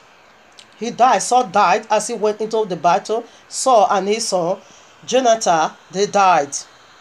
Testimony, that is a demon resurrected from the pit of a familiar spirit that knew you to where that is household servant working with what he knew about you, using that to prophesy to you. That is what we are seeing in the Christendom. Your father is a witch, your mother is a witch. Meanwhile, they are the wicked spirit that resident in them is the witch in the family that is walking among the family. Here I am, 1 Kings 22, 19 to 23. I'll take only 23 for the sake of time. Now therefore, behold, Yahuwah hath put a lying spirit in the mouth of all these thy prophets, and Yahuwah hath spoken evil concerning thee, for so to evil go and consult a familiar spirit, the very one he himself destroyed. Therefore, Abba Yahuwah now put a lying spirit in the mouth of that woman. We see what just took place. That is what we are seeing in the Christendom today. Rebobobo sekeya. Rebobobo sekeya. Revelation 16, 30 to 14. And I saw 3 unclean spirits like a frogs come out of the mouth of the dragon, and out of the mouth of the beast, and out of the mouth of the false prophet. For they are the spirits of devils working miracles. You just got it. Okay? A lying spirit already has been assigned because this is what you want. Therefore have it. That is what we are seeing in the Christendom. After death, it is judgment. The death, we see that Messiah resurrect back to life due to the power of his miracle. Not even once say a word. I die. See Jesus say, take me to heaven. He bring me back to earth. He said no. He said no. That is crap. We see who is dealing with the Christendom. Matthew 24:24. We know already what is over there. They will do great signs and wonder to deceive the elect. These are the first miracle Yahushua speaks about. To 25. Matthew 12, 24 again. Yeah, Matthew 12, 24. He lied. The lying wonders, that is what we are seeing over here today. I read the book of Enoch chapter 8 already, how they did it. Exodus, of course, 7, 9 to 12. I read it already. Ezekiel 29, 3. We see the authority already of the Pharaoh. Here I am, Luke 16, 90 to 31. Our Messiah knew already that this is the wickedness of the serpent in these last days. He now warned us beforehanded.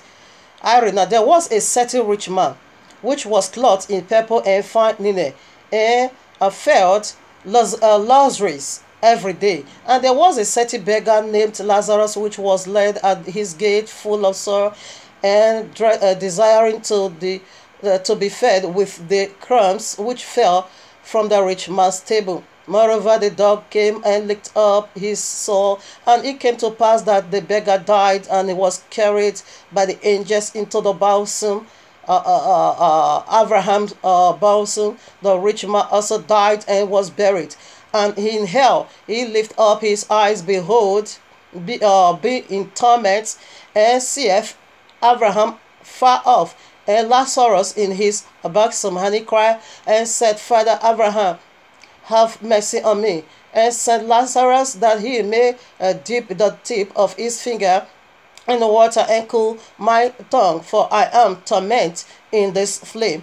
But Abraham said, Son, remember that thou in thy lifetime receiveth thy good things, and likewise Lazarus evil things, but now he is comforted, and thou art tormented. And beside, listen now, and beside all this, between us and you, there is a great, not small gulf, okay? There is a great gulf fixed, so that they which won't pass from thence to you cannot. Neither can they pass to us that won't come from thence. No, it is never been done. When you enter into the pit abyss, you are not coming out. The only day will come, and that simply means resurrection of the wicked Daniel speaks of in Daniel chapter 12, Revelation chapter 20. There is the second resurrection. That is the resurrection of the wicked.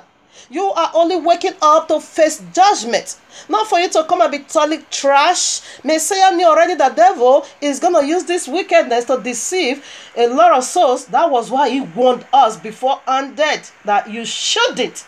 He said there is a great gulf fix. When you enter into the pit, you can't come to us and we can't come to you. How dare you, Linda? How dare you, Danny? How dare you, Angelica? How dare you, all this wicked testimony you are bearing today on earth to deceive the elect? Enter into the pit. You say you not ascend to heaven, transport and export. You will be first cast. Later said they tormented how many what? Daniel for 3 days, I don't know what. You go there and you come out and begin to say nonsense, contradict the royal law. Like one also says, a pastor, he died, I don't know, he said for 3 days. He said Jesus said they should be keeping Sunday.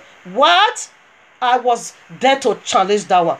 All these people have been challenging them, but no one received me. But that one that said is a Chico or China, I challenge you. I said you are a workers of iniquity. You are doing the work of your father. This is a pure lie. What?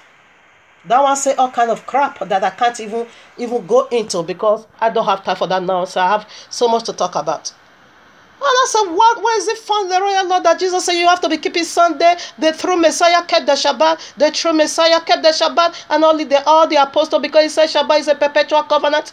How can he say we should be keeping Sunday? How can he say we should be paying tithe for money? What? There the man replied me and said Catholicism is the problem of all this. They are the one that changed it. He never said it is not true. He said Catholicism is the cause of all this problem. They are the one that changed the Shabbat into Sunday. I said, therefore, why is Jesus not telling you not to be sharing false testimony if Jesus himself is not demon? He never replied me anymore. This one told a lot of wicked lies and said when you live in obedience, therefore your obedient lifestyle becomes a material in building your house in heaven. But when you disobey, your house will remain uncompleted building, whereby Messiah say John 14, I go away to prepare a place for you. In my father's house there are many mansions. He's the one to build that mansion, not you.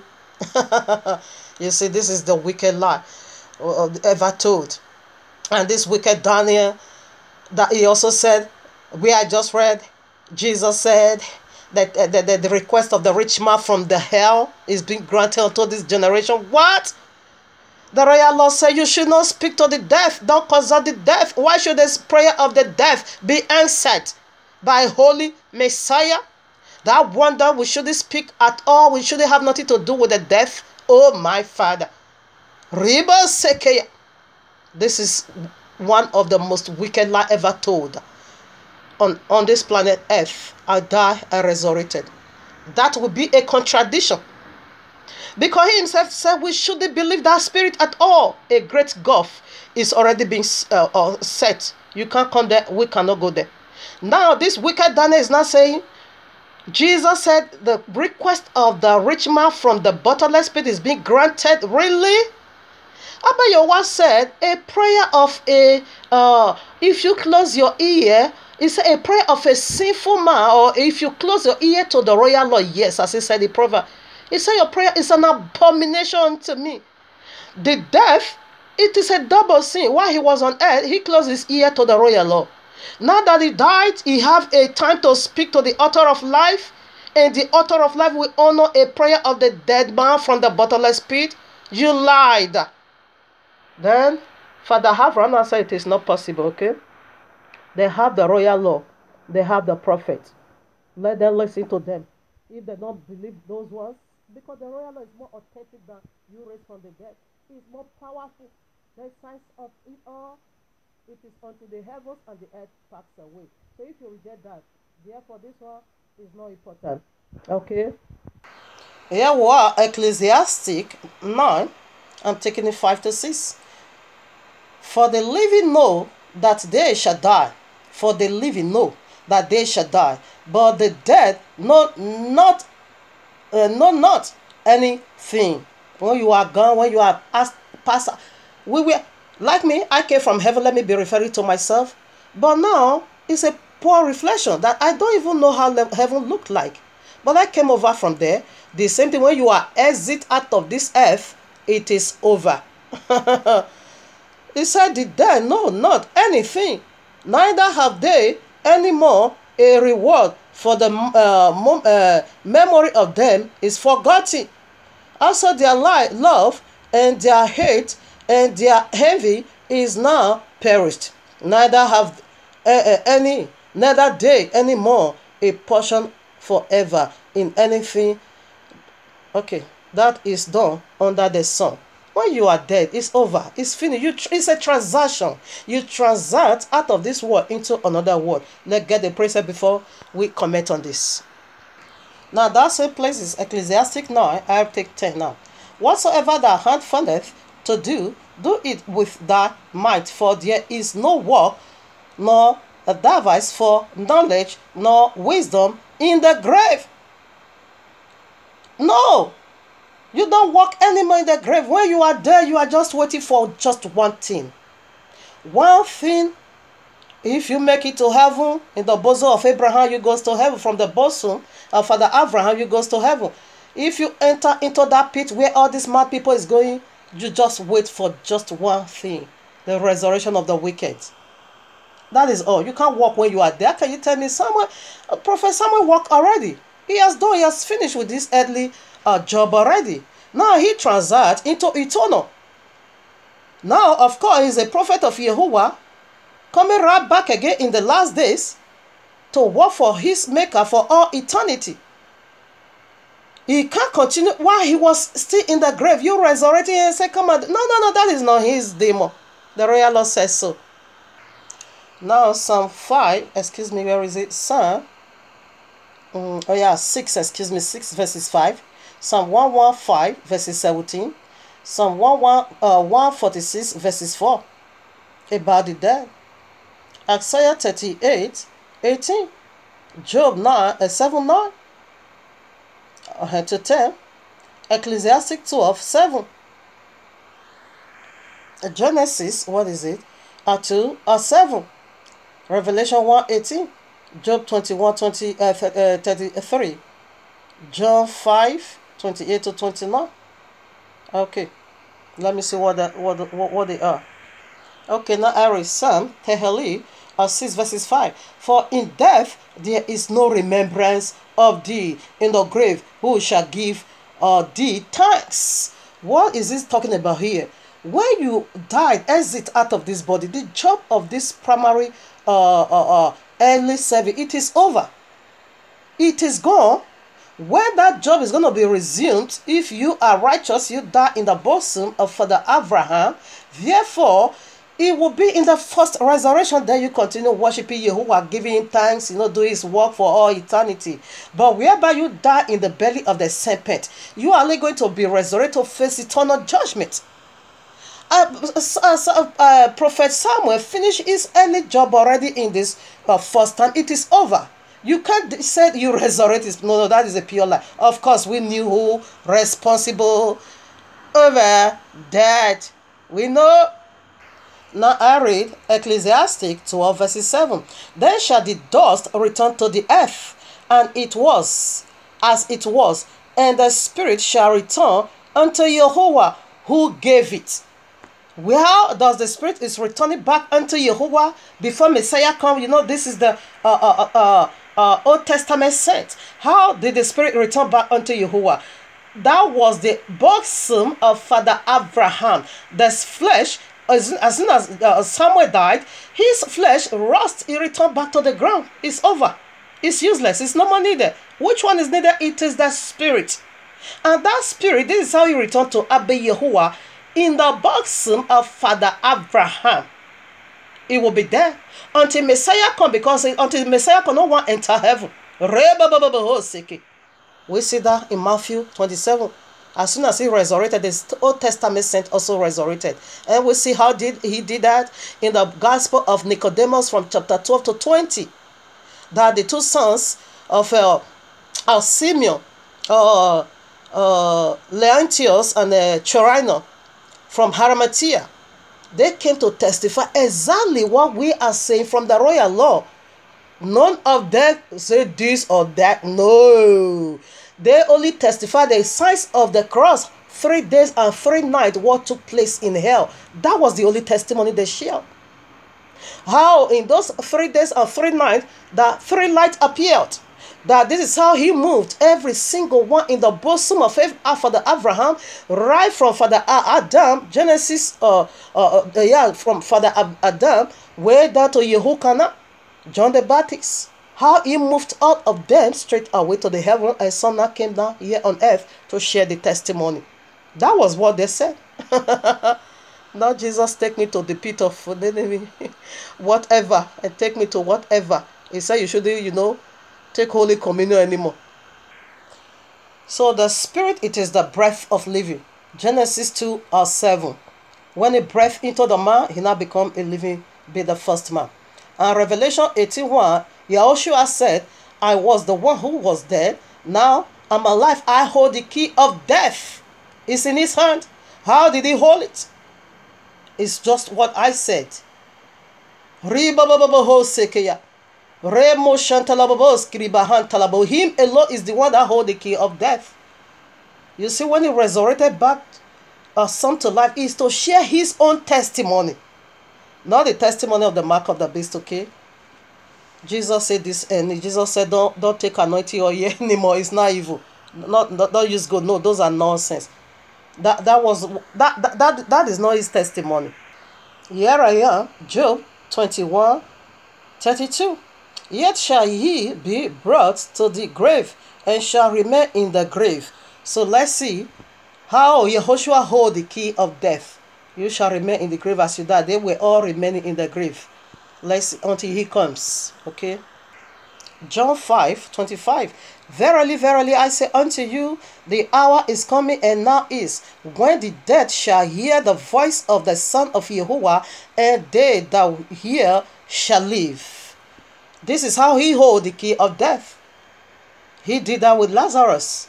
As Lazarus came back after 4 days in the grave, as he remained over there, what did he say? Absolutely not. He was mute. You want to outrun us. You can also read that same particular place, 28 and 29. Revelation 2:20. Notwithstanding, I have a few things against thee, because thou sufferest that woman Jezebel, which calleth herself a prophetess, to teach and to seduce my servant to commit fornication, and to eat things sacrificed unto idols. You can take it to 34. Unto idols. You see, when this witch of Endor, after she have ministered unto the servant of Yahuwah, misleading him and lied to him, what did he do? He now also fed him with food. They gave him bread. She gave him bread to eat. Exactly what the Christian is doing today. They are feeding us both spiritually and physically a food of idol, a demonic food, spiritual demonic food, and physical demonic food. In misleading the people of the Most High in very false testimony. Here I am, Acts of Apostles, chapter 8, verses 9.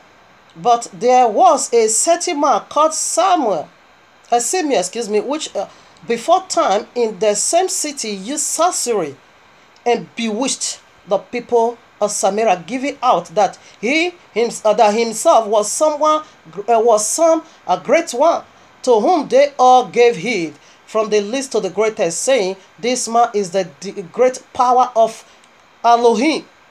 And to him they had regard, because that of a long time he had bewitched them with sorcery.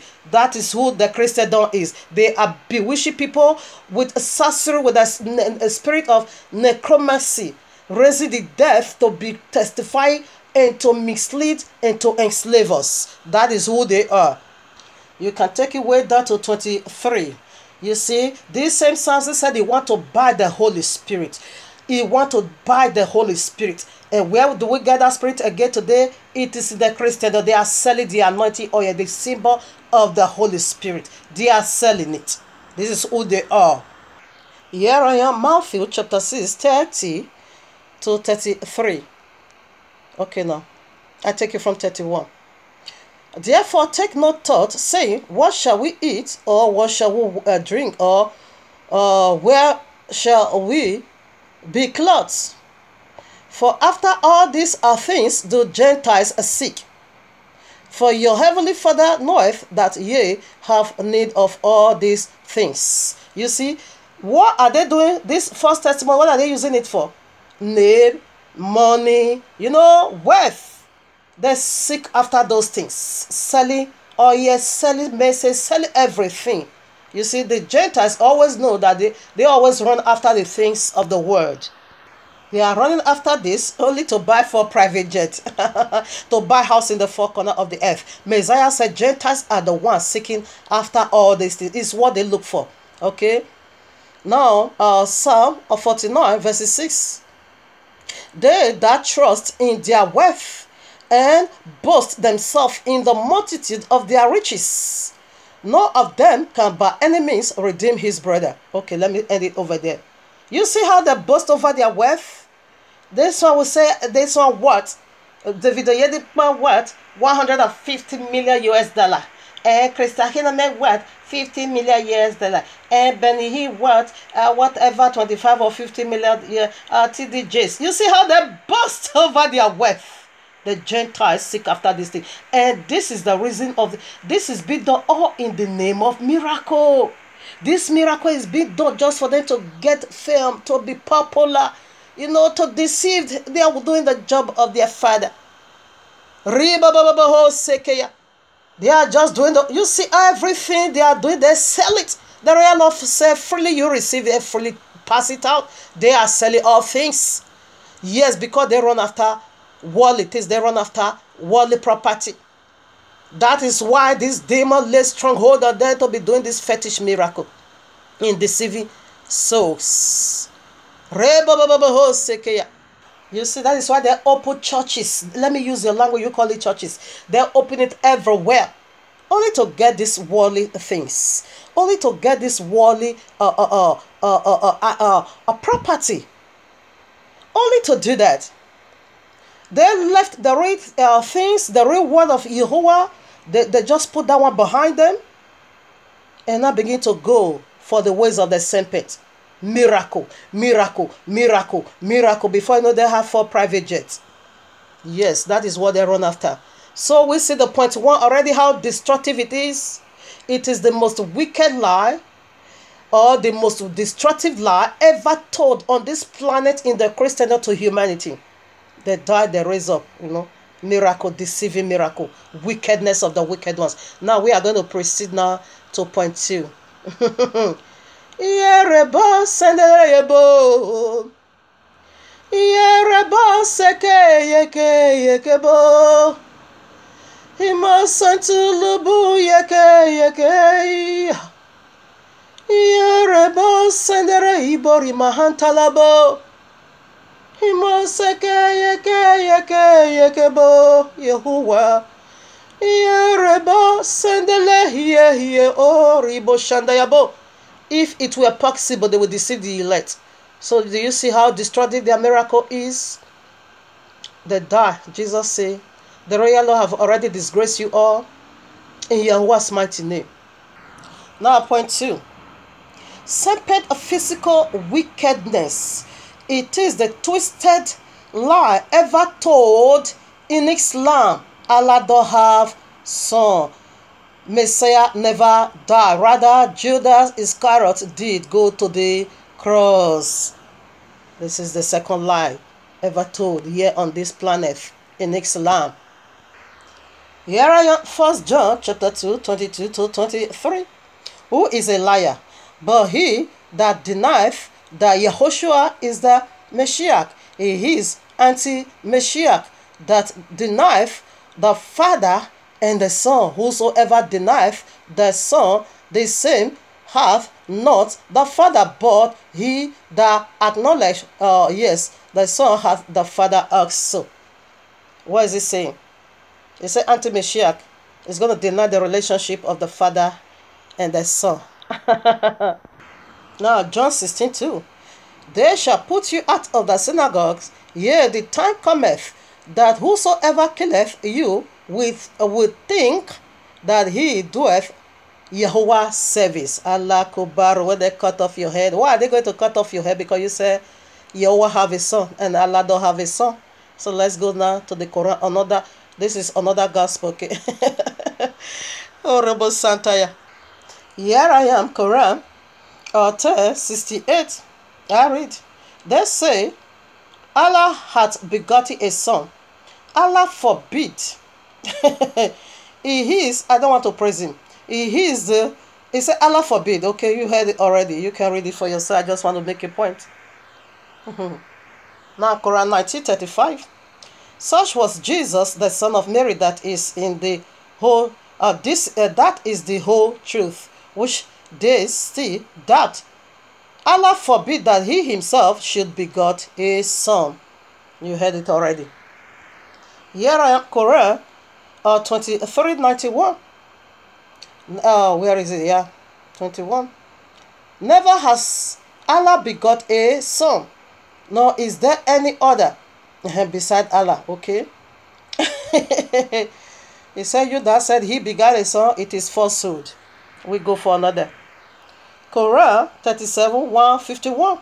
Surely they lie when they declare Allah has begotten children. Say, surely you are a liar. Now, Quran 39:4. Had it been his will to adopt a son, he would have chosen whom he pleased out of his own generation. So Allah don't have at all. Quran 43:82.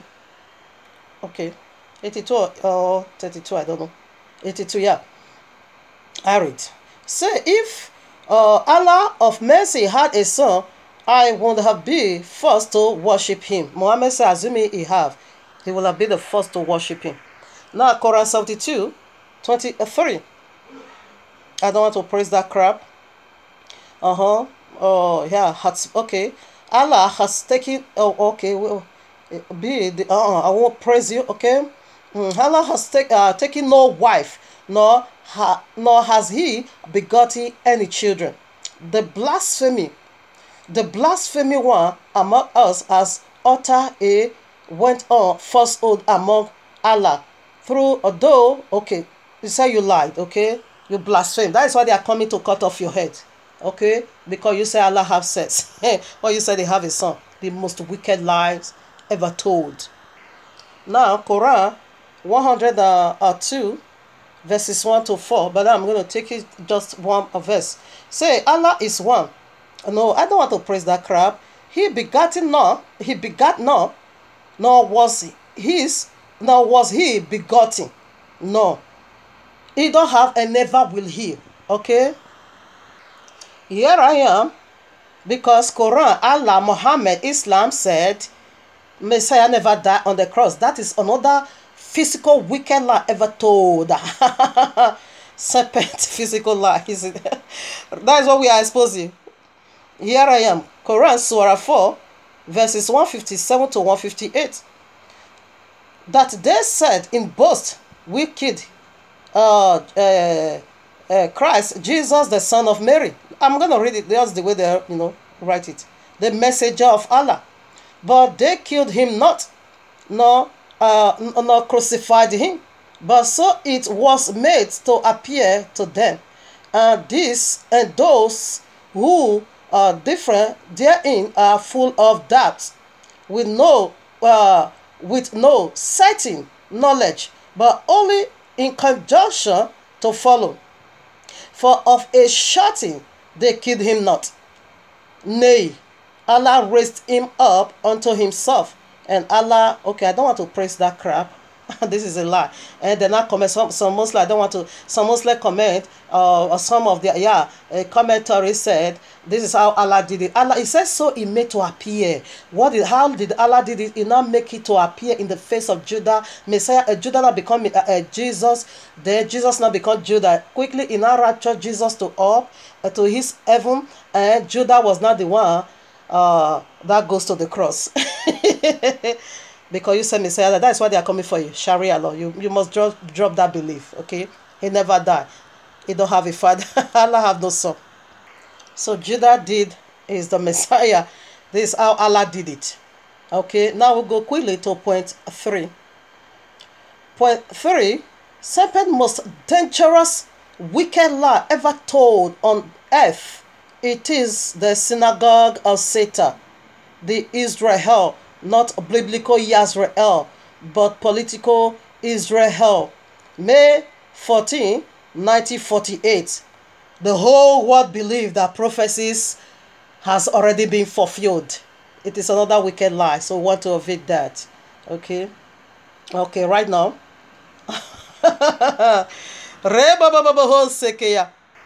Here I am. Due to biblical prophecies of the last days, let's see. Jeremiah 17 verses 4.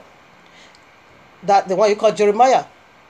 And thou even thyself shalt discontinue from thy heritage that I gave thee, and I will cause thee to serve your enemies. Okay, that is what I want to prove. Because we sin against Abba Yahweh, he said he's going to cause us to discontinue, the people of the book. He said you are going to be discontinued from your own heritage. In other words, you are going to lose your identity, your real identity. You won't know your culture. You are going to lose it all. He said you are going to be discontinued. You can't continue in who you are, the real you, the real identity of you. You are going to lose it. But May 1948, they said prophecy is already being fulfilled. Synagogue of Satan. Let's see what the true Messiah, Yehoshua HaMashiach, prophesied about these people that said they are the people of the book. Revelation 2:9. I know thy works and thy tribulation and poverty, but thou art rich. And I know the blasphemy of them which say they are Yahudim and are not, but are the synagogue of Satan. Which means Messiah prophesied in this last day people is going to come and be saying they are the people of the book. He said, but they are not. They are liars. The Revelation 3:9. Behold, I will make them of the synagogue of Satan, which said they are Yahudim or Jews and are not, but they do lie.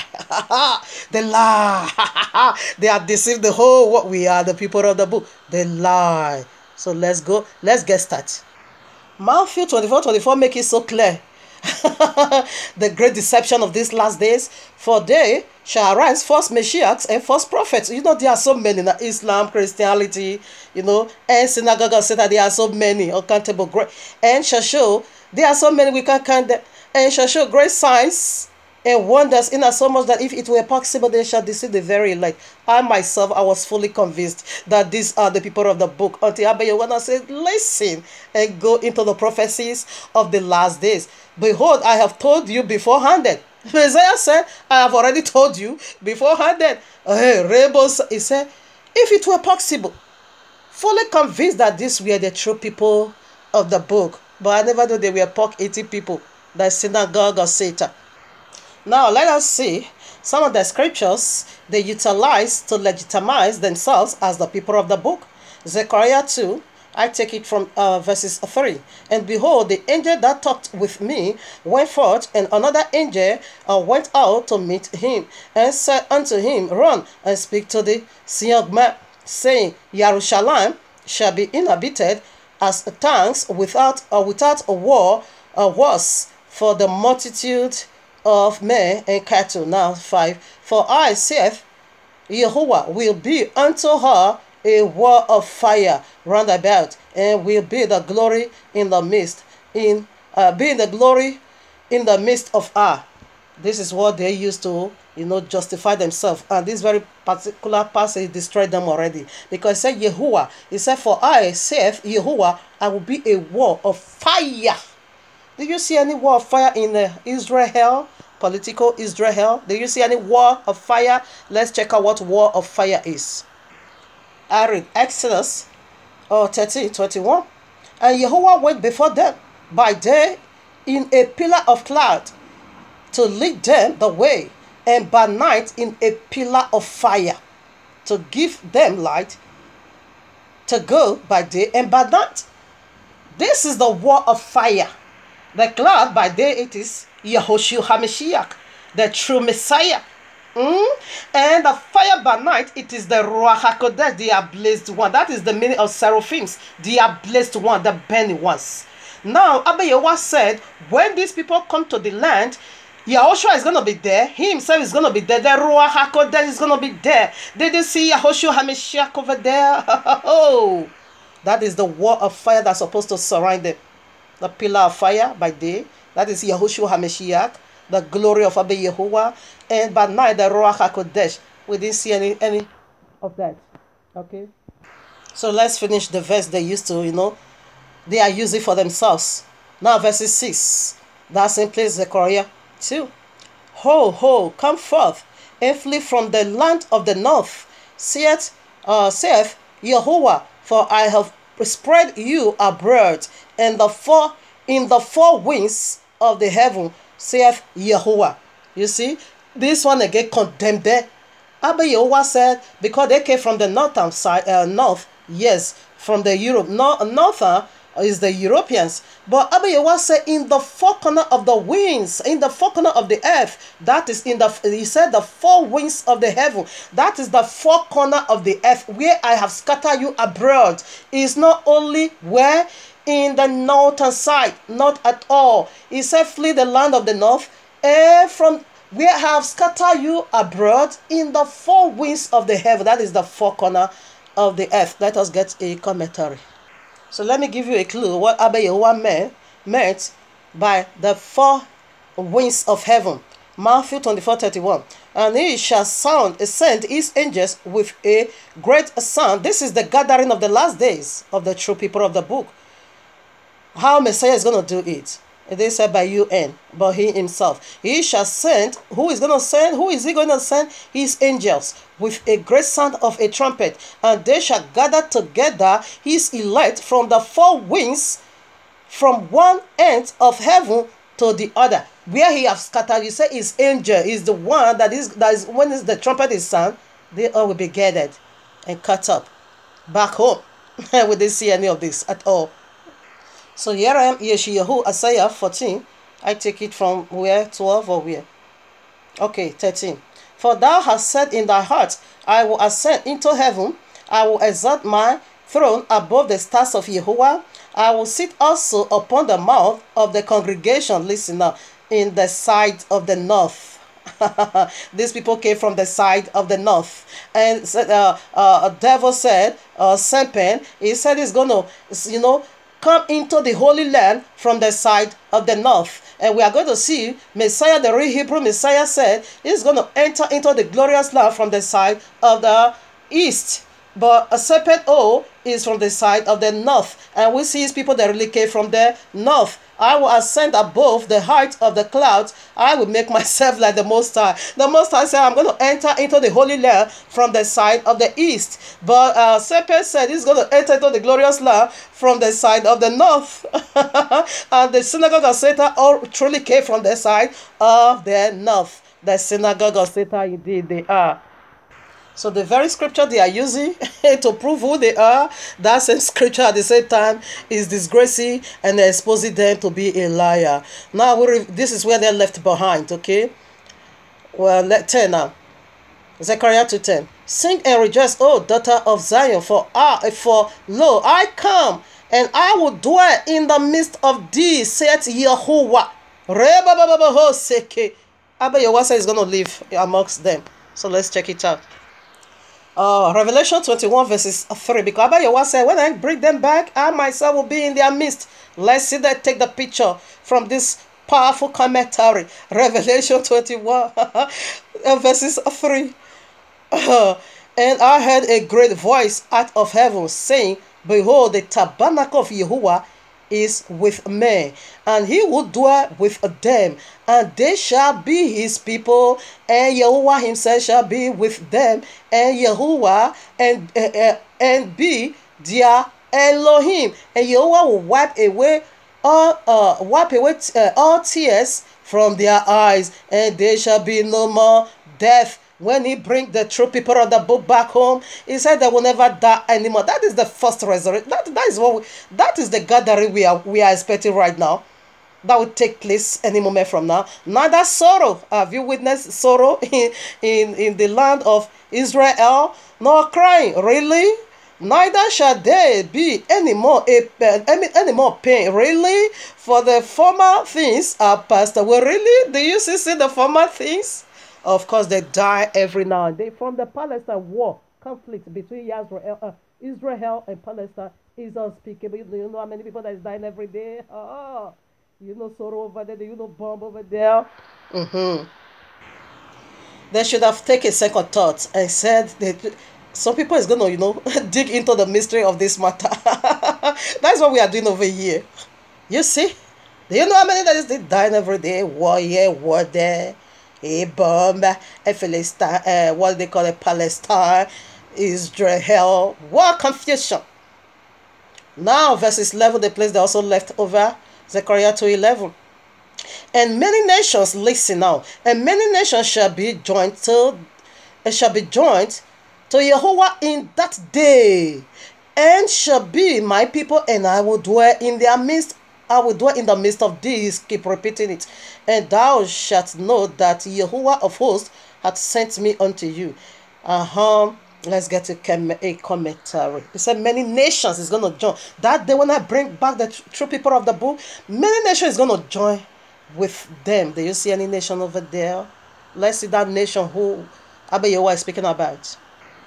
In the first Exodus, we see when our forefather came out from the land, when they were coming out, from the land of Egypt, okay, many nations was joined with them.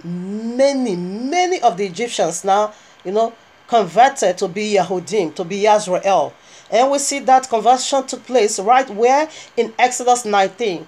All of them say yes to Abba Yahuwah will do. Even though many of them died in the wilderness, but their children entered the land. Okay? That is the many nation. When you also go to the book of Adesa, chapter 8, verses 17 over there, or the very last verse, what happened? He said the fear of Mordecai now fall upon the Babylon, the people of the land. And many of them have become what? The Yisrael. And when you go to Ezra chapter 2, 1 and 2, they all return back to the Holy Land. That is the many nations. That is the Ezra. That is the what we are talking about here. This is the prophecy about Yahuwah is talking about. Many nations. It's going to join. Let's consummate that now in Romans 11. 13. For I speak to you Gentiles. These many nations, they are Gentiles. In as so much as I am the apostle of the Gentiles, I magnify my office. Okay. For by enemies I may provoke to emulation them which are my flesh. Okay, that I might save them or some. Now I go for excuse me. Now verses 18. You can take it from 30 down to 25. 18. Boast not against the branches, but if thou boast, thou bearest not the root, but the root thee. Thou wilt say there the branches were broken off. That okay, yeah.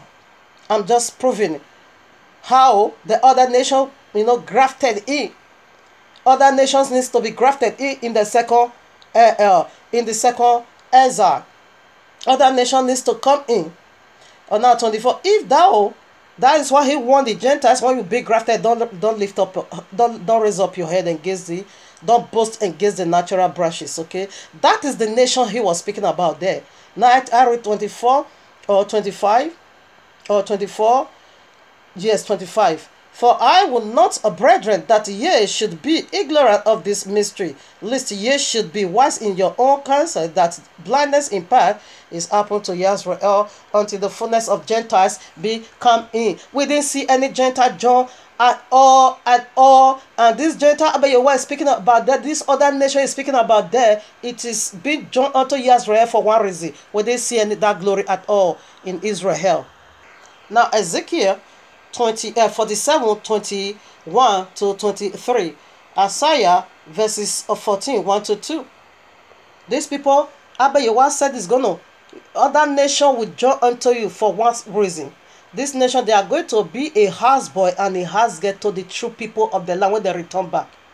They are, that is the only reason another nation is going to join, to serve the people of the land. But we don't see any glory of that. Not at all. No.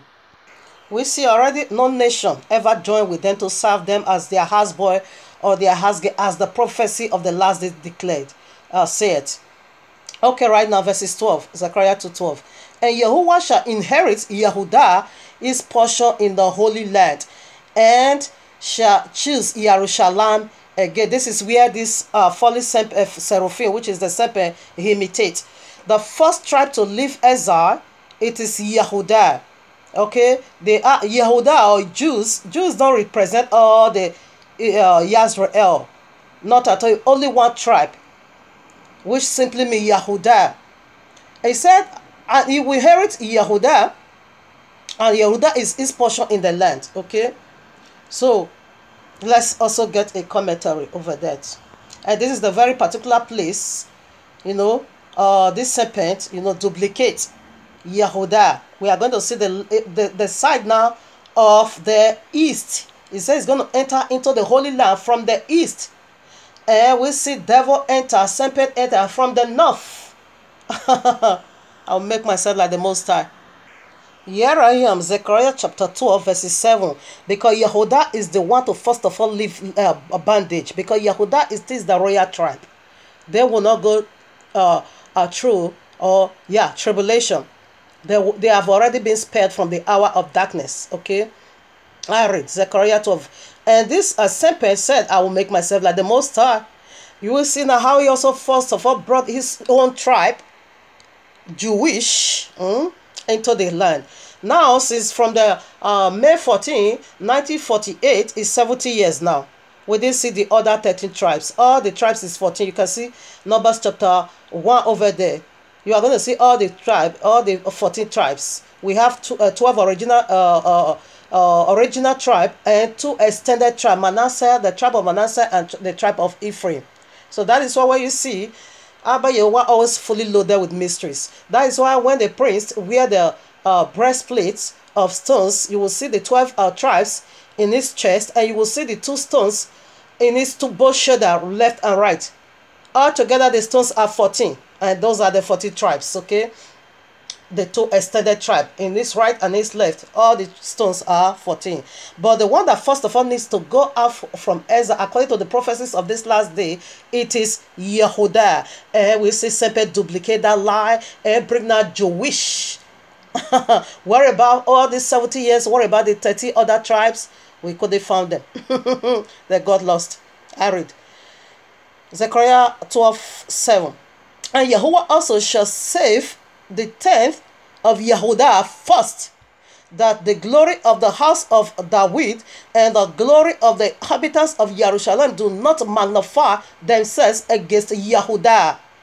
In that day shall Yahuwah defend the inhabitants of Jerusalem, and he that is feeble among them at that day shall be as David, and the house of David shall be as Yahuwah, as the angel of Yahuwah before death. In the tribe of Yehudim, he said the one that is weak is going to be like David.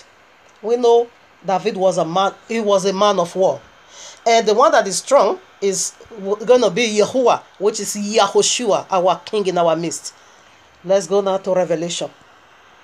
Here, Revelation 3:7. And to the angel of the congregation of Philadelphia, Yehudah is the congregation of Philadelphia. Only among all 7 congregations, only Philadelphia will not go through the hour of darkness. They have been spared. Okay, they won't go through the hours of darkness. This is the royal tribe. Right, these are things said he that is holy, he that is true, he that has the key of David. Did you see the house of David is going to be like Yahuwah? You see, this is how he also make his own tribe know, because Yahudim is the royal tribe. He that openeth and no man no man shut, and when he shut and no one open. Okay, now 8. I know thy works. Behold, I have said before thee. Okay, you can take it to now. I prove it already. Okay, because the synagogue of Satan. Okay, let me just take it for this. Yeah, okay, it's okay, it's okay. This is about the royal tribe. I know that works. Behold, I have said before thee an open door, and no man can shut it. Synagogue of Satan, you cannot shut it, okay? The true people of the book, they are coming right back home. For thou hast a little strength, and hast kept my word. And what it is, it said the one that is feeble is going to be as David, and the house of David as Yehovah. Now, we are feeble because our Messiah has not yet, revealed physically. Okay? But we are still like David. And has not denied my name. Okay, we didn't deny Yahushua HaMashiach. Behold, I will make them of the synagogue of Satan, which say they are Jewish, and are the Yahudim, and are not, but do lie. Behold, I will make them to come and bow and worship before thy feet, to know that I have loved thee. It said when I bring up back the real Yahudim, this fake Yahudim is going to worship at our feet. Because thou hast kept my word. Okay, that is good. Have kept my word. Kept my word of patience. I also will keep thee from the hour of temptation, which shall come upon the whole world to try them that dwell upon the earth. Behold, I come quickly, my reward. Behold, I come quickly. Hold that fast, which, okay. Let no man take your crown. 12 now. Him that overcome will I make a pillar in the temple of Yahweh, and I will, and he shall go no more out, and he shall go no more out, and I will write upon him the name of Yahuwah, and the name of the city of my Yahuwah, which is in Jerusalem, which is new. Excuse me, let me take it again. I rebuke you, Abadedon, in Yahuwah's mighty name. 12. Him that overcometh will I make a pillar in the temple of Yahuwah, and he shall go no more out.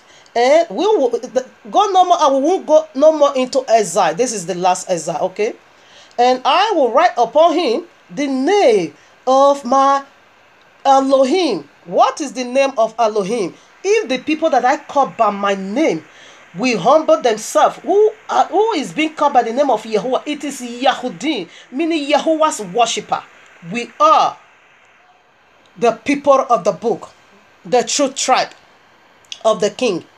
He said, I will write upon him the name of my Elohim, which is Yahudim, and the name of the city of my Elohim, which is a new Jerusalem, which cometh down out of heaven from my Elohim. I will write upon him my new name.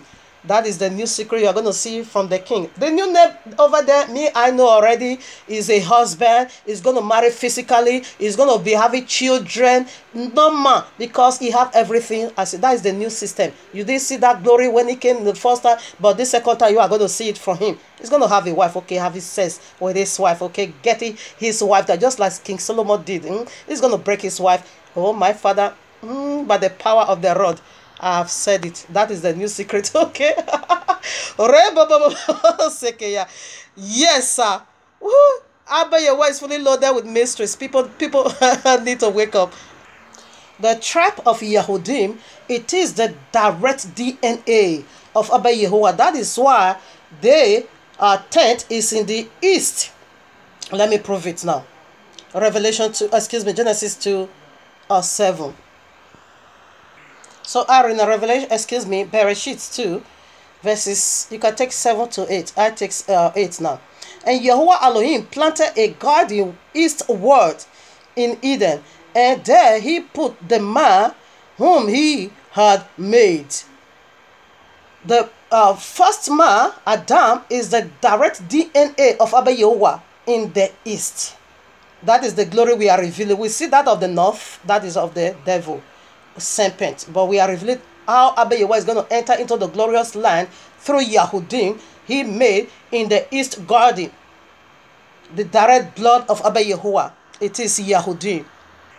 Now Bereshit 3, 24, Genesis. So he drove out the man, and he placed at the east of the garden of Eden cherubims. You see, the east of the garden has to do with the glory of Yahuwah, while the north has to do with that of the serpent. I will make myself like the Most High.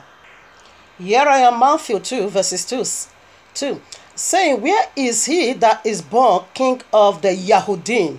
For we have seen his star in the east, and are come to worship him. The kingly star appeared also from in the east. That is the glory of Abba Yehovah. That is how he's going to enter Jerusalem from the east. Now verses 9. When they had heard the king, they departed, and lo, the star which they saw in the east went before them till he come and stood over where the child was. You see, the glory of Abba Yehovah is going to enter from the east. And Satan said, I will make myself like the Most High. He entered from the north. The synagogue of Satan, they came from the northern side. Now, Acts of Apostles chapter 1, verses 11. Which also, or should I take it? Let me take it from 10. And while they looked fastly towards heaven as he went up, behold, two men stood by them in white apparel, which also said, Ye men of Galilee, why stand ye gazing up into heaven? This same Yahushua, which is taken up from you into heaven, shall so come like manner as ye have seen him go into heaven. He ascended from the Mount of Olivet in the eastern gates. That is where it went. That is where the ladder of Jacob was being set. He ascended right from the eastern gate, from the Mount of Olivet, straight to heaven. And he said he's going to come in the same way he go up. So let's see when he come back, where he's going to land his feet. At Jerusalem. Zechariah 14, verses 4. And his feet shall stand in that day upon the Mount of Olivet, which is before Jerusalem, on the east, and the Mount of Olivet shall cleave in the midst thereof. Okay, you see, he ascended from the Mount of Olivet, and he's coming right back from. He went up from the east gate. He's coming right back again from the east side. Yeah, east. That is where he's going to enter into Jerusalem. Let's see now in his millennium ray, 1,000 ray of the Messiah. Ezekiel 46, 1 and 2. Thus saith Yehovah Elohim, the gate of the inner court that looketh towards the east shall be shut 6 working days. But on the Shabbat it shall be opened, and in the day of the new moon it shall be opened. And the prince, is speaking of Messiah over here, shall enter by the way of the porch of that gate without, and shall stand by the post of the gate. And the prince shall prepare his burnt offering and his peace offering, and he shall worship at the threshold of the gate. Then he shall go forth by the gate, shall not be shut until evening. Even in the temple, when he come now for that 1,000 ray, he is going to enter into every Shabbat. That is where this eastern gate is going to be open. He will enter into the temple through the east gate.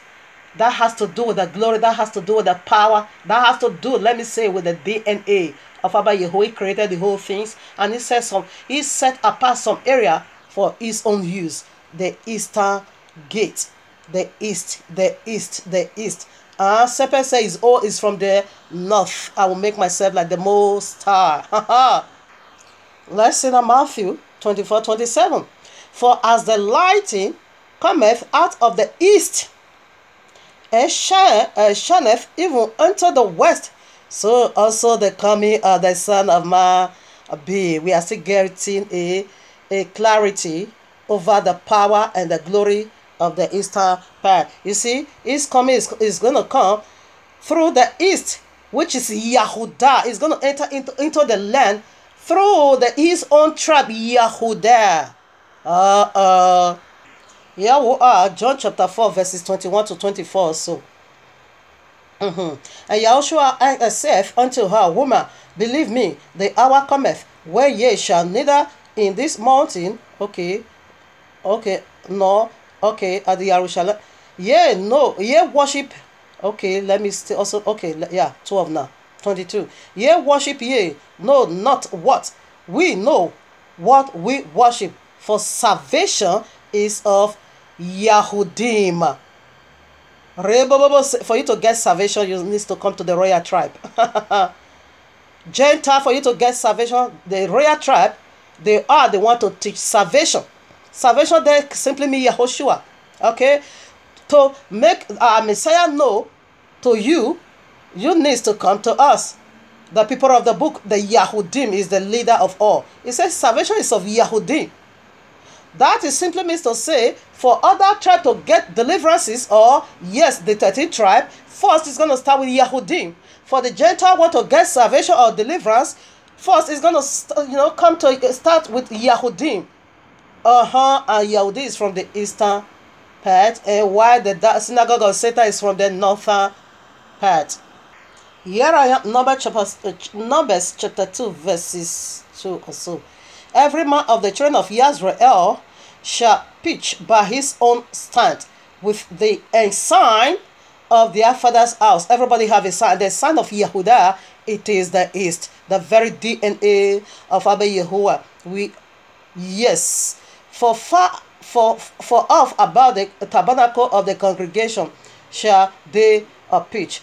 On the east side, towards the rising of the sun, shall they of the stand of the camp of Yehudi pitch throughout their armies. And even when going into the war, this is how Yehudah is the one to lead the armies of Israel. They are the leader. Now I take verses 9. All that were numbered in the camp of Yehudah was yes, I proved it already. From the eastern part. Even going to war, Yehudah is the leader of the war. When you also go to Revelation 7, when the angel were sealing all the 12 tribes, he starts with Yehudah first. Because through Yehudah, he's going to enter into the glorious land. He starts numbering the tribe of Yehudah, 12,000 from each tribe. We now see Yehudah started first because they are the royal tribe, and through them Yahushua will enter, Yahuwah will enter into the glorious land, or on earth through them. Here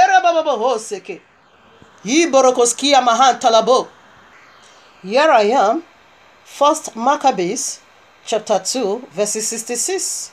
And Yehudah Maccabeus, who is violent and a strong from his youth, where is it? From his youth up, let him be the leader of your army, and he shall manage the war of the people. This is our book, Maccabeus. Maccabeus simply means hammer. This my brother now is Yehudah. He now took it up, but he said that he is the hammer of Yehovah, and we see how he break the Grecian army into pieces. That brought about the feast of Hanukkah dedication. We are celebrating the very one Messiah also celebrate. John 10, 21 to 23. This man, salvation prosper in his hand.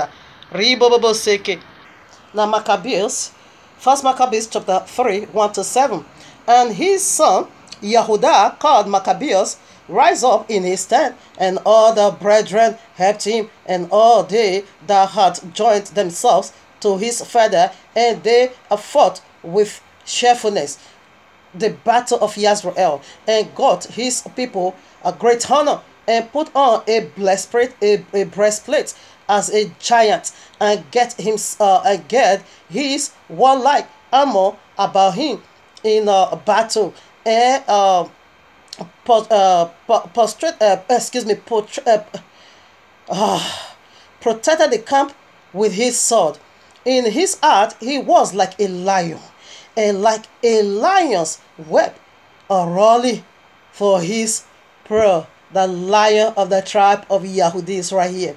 And he pursued the wicked, and sought them out, and them that trouble his people, he burned with fire. And his enemy were driven away for fear of him, and all the workers of iniquity were troubled, and salvation prospered in his hand. Who is salvation? It is Yahushua, prosper in the hand of my brother. 7 now. And he grieved many kings, and made Jacob glad with his work, and his memory is blessed forever. This is the royal tribe. This is the power of the East. I read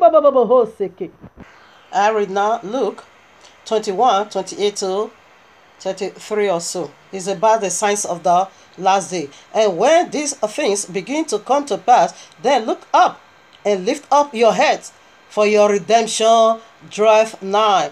And he spake to them a parable. Behold, the fig tree and all the trees. You see now, he also separated. I will unveil that now. When they are shoot forth, ye see and know of your own self that summer is nigh at hand.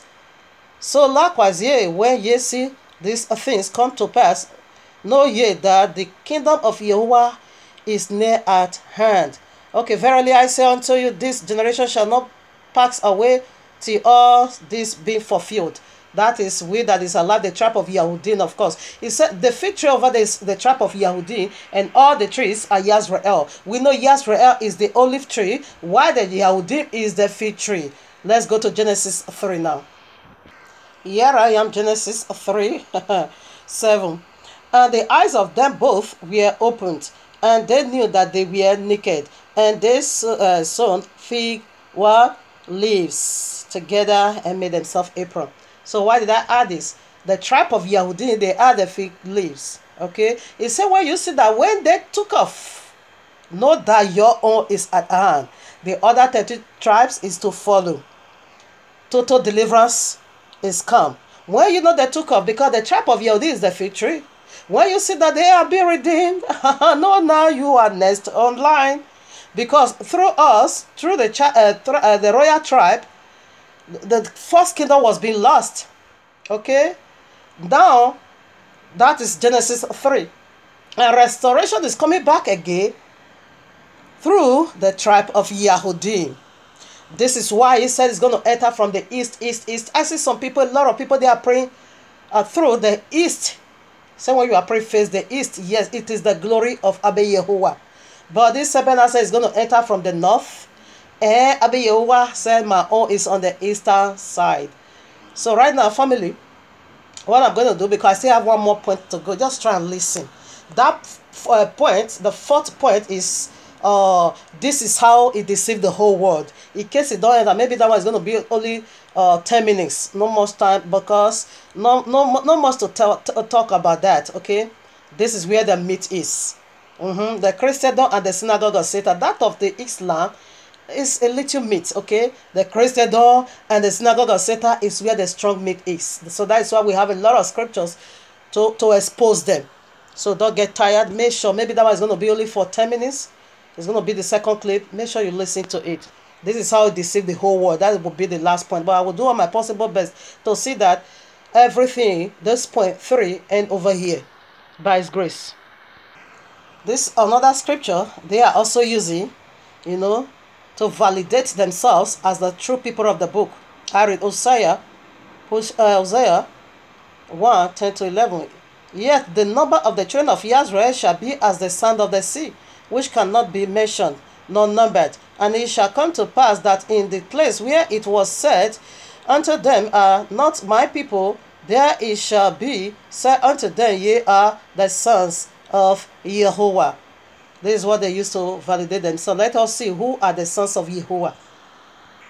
Here I am, 1 John chapter 3, verses 10.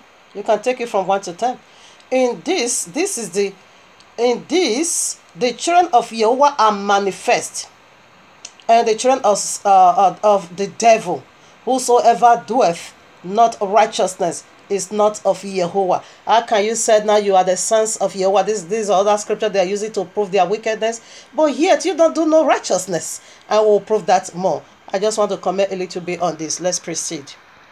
Now, verses 11, Hosea 1:11. Then shall the children of, even start with, they said, According to the calculation, the number of them, they are not even up to 12 million or 11 million. The world is even able to calculate how many they are. When the true people of the book come back to the land, you won't be able to count them, because we are going to be existing for all eternity. Who is going to number you? Nobody. Now, then shall the children of Yehuda and the children of Yisrael be gathered together. Now it bring all the 14 tribes together. When he say Yehuda and Yisrael, meaning the full house, gather together and appoint themselves one head, and they shall come up out of the land. For great shall be the day of Yezri. Yezri also is another name for Yisrael. He said when this 14 tribes is now returned back to the Holy Land, they are going to appoint just one head. They are going to be having only one leader over them. How many since this synagogue of Satan came back? They have been through many heads, uncountable, even more than 20 for these 70 years. They don't have one head. Let's see what Abba Yehowa said. He said, great is going to be that day. They are going to appoint one head over there. It's going to be great. Horrible Santaya Baba. Let's get a commentary. You can read in your quiet time 1 Kings chapter 1, but I'm going to pick a place just for the sake of time.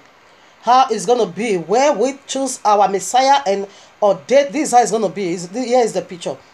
Okay, right now I read. The day they make King Solomon king over all Israel, the earth shook. I read now 40. And all the people came up after him, and the people piped with pipes and rejoiced with great joy, so that the earth rent with the sound of them. When the true people of the book come back on board for all the 14 tribes, is going to pick just one head, which is Yahushua HaMashiach, and we are going to crown him. That is the day of his coronation. The whole world is going to shake. Since these people came back, 70 years now, they have been through many heads. And we didn't see anything of that. Scripture hasn't yet been fulfilled, okay? We are still waiting for the prophecies to be fulfilled. There is another lie told in the synagogue of Satan, the lies of serpent. Now, other scripture they used to validate themselves as the true people of the book. Isaiah 66 verses 8. Who hath heard such a thing? Who hath seen such things? Shall the earth be made to bring forth in one day, or shall a nation be born at once? For as soon as Zion travailed, she bring forth her children. Another wicked lie ever told. We know this process before the UN brought them back. This process went on even for more than 30 whole years. First of all, Uganda came into their hearts because they were desperate to have a land of their own. They are Khazars, they are Babylonia, of course. Settled there in Gaza. When they were being kicked out of Gaza, they lost a land. So these people were so desperate to have a land of their own.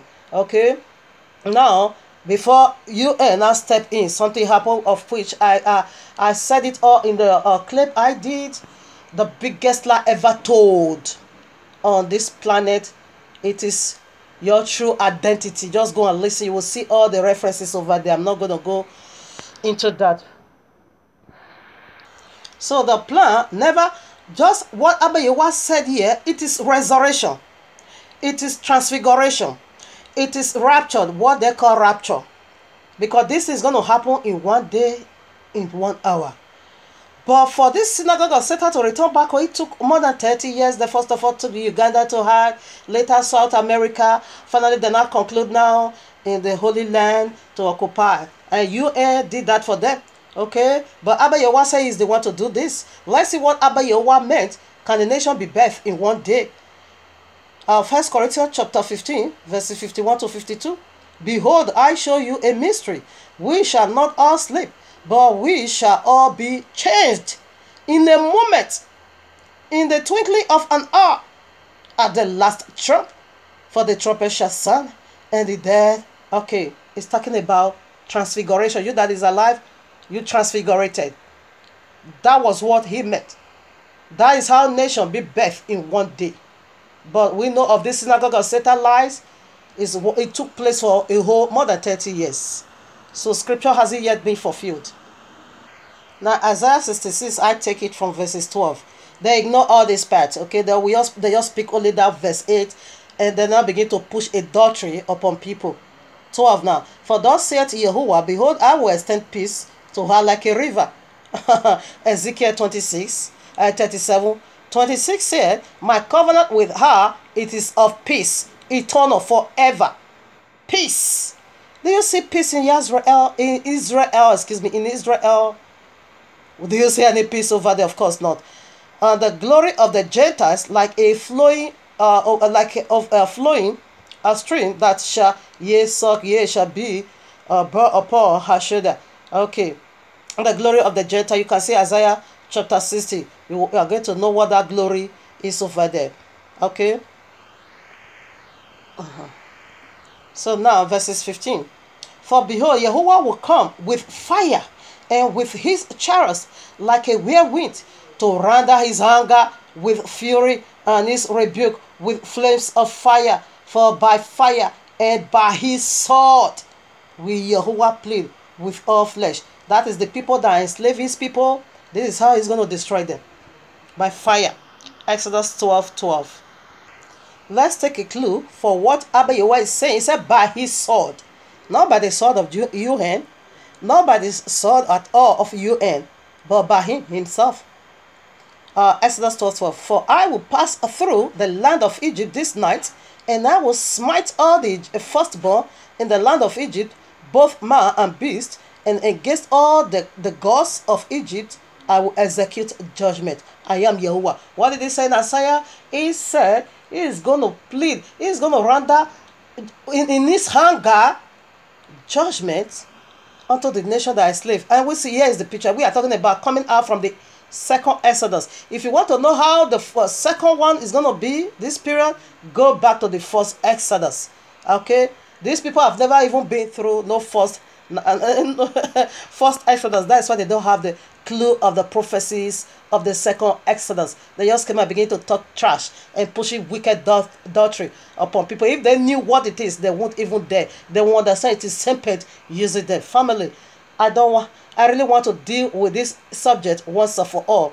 If we are unable, because we still need some part to establish, maybe I'm going to do that with the last point. Make sure you watch it. Make sure you listen to it.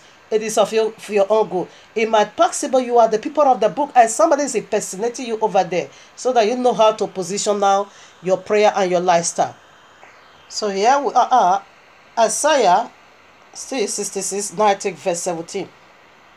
They that sanctify themselves and purify themselves in the gardens behind one tree in the midst, it is swine's flesh, and the abomination of the amongst shall be consumed together, saith Yahuwah. You see these people, they eat swines. They even have the practicing, or the attitude of raising swine and consuming it.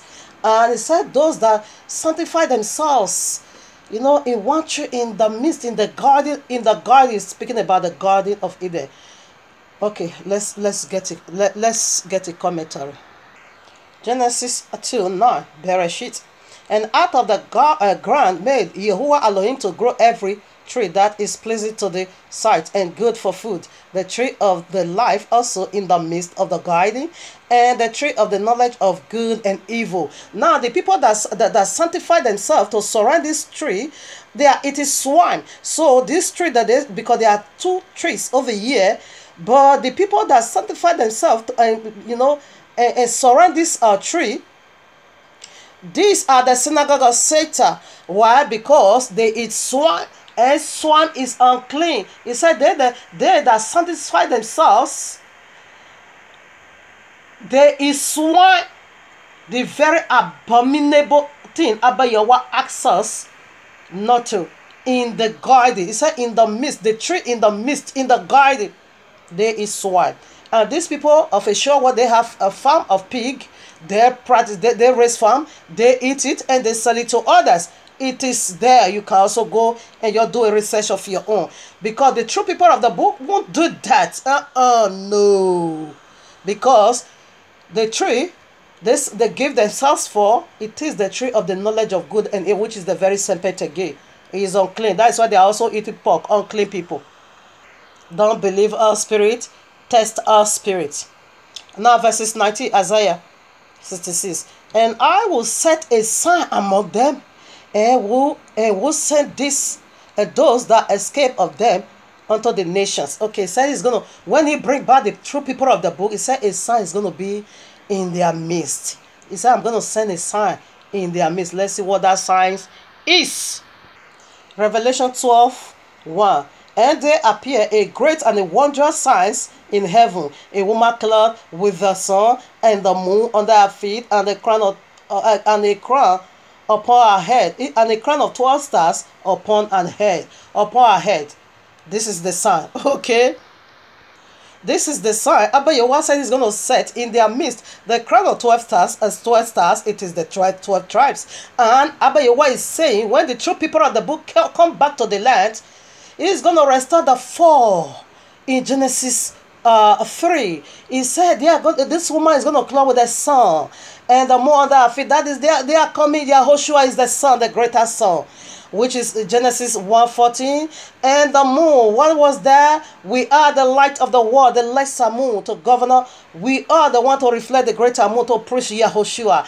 And the crown of 12 stars upon her head, that is the royal tribe. All 14 tribe is coming right back home. And this is the sign that Yahushua is powerfully received as we crown him our king. And we, the glory of Yahweh is seen in us, and all the tribes is back to the Holy Land. That is the sign he said is going to set in their midst. This is going to be a sign for the whole world that the true people of the book is back home. That Eden's garden is restored. We'll prove that. Family, stay in tune. I want to begin with other clip because I don't think this can hold it all.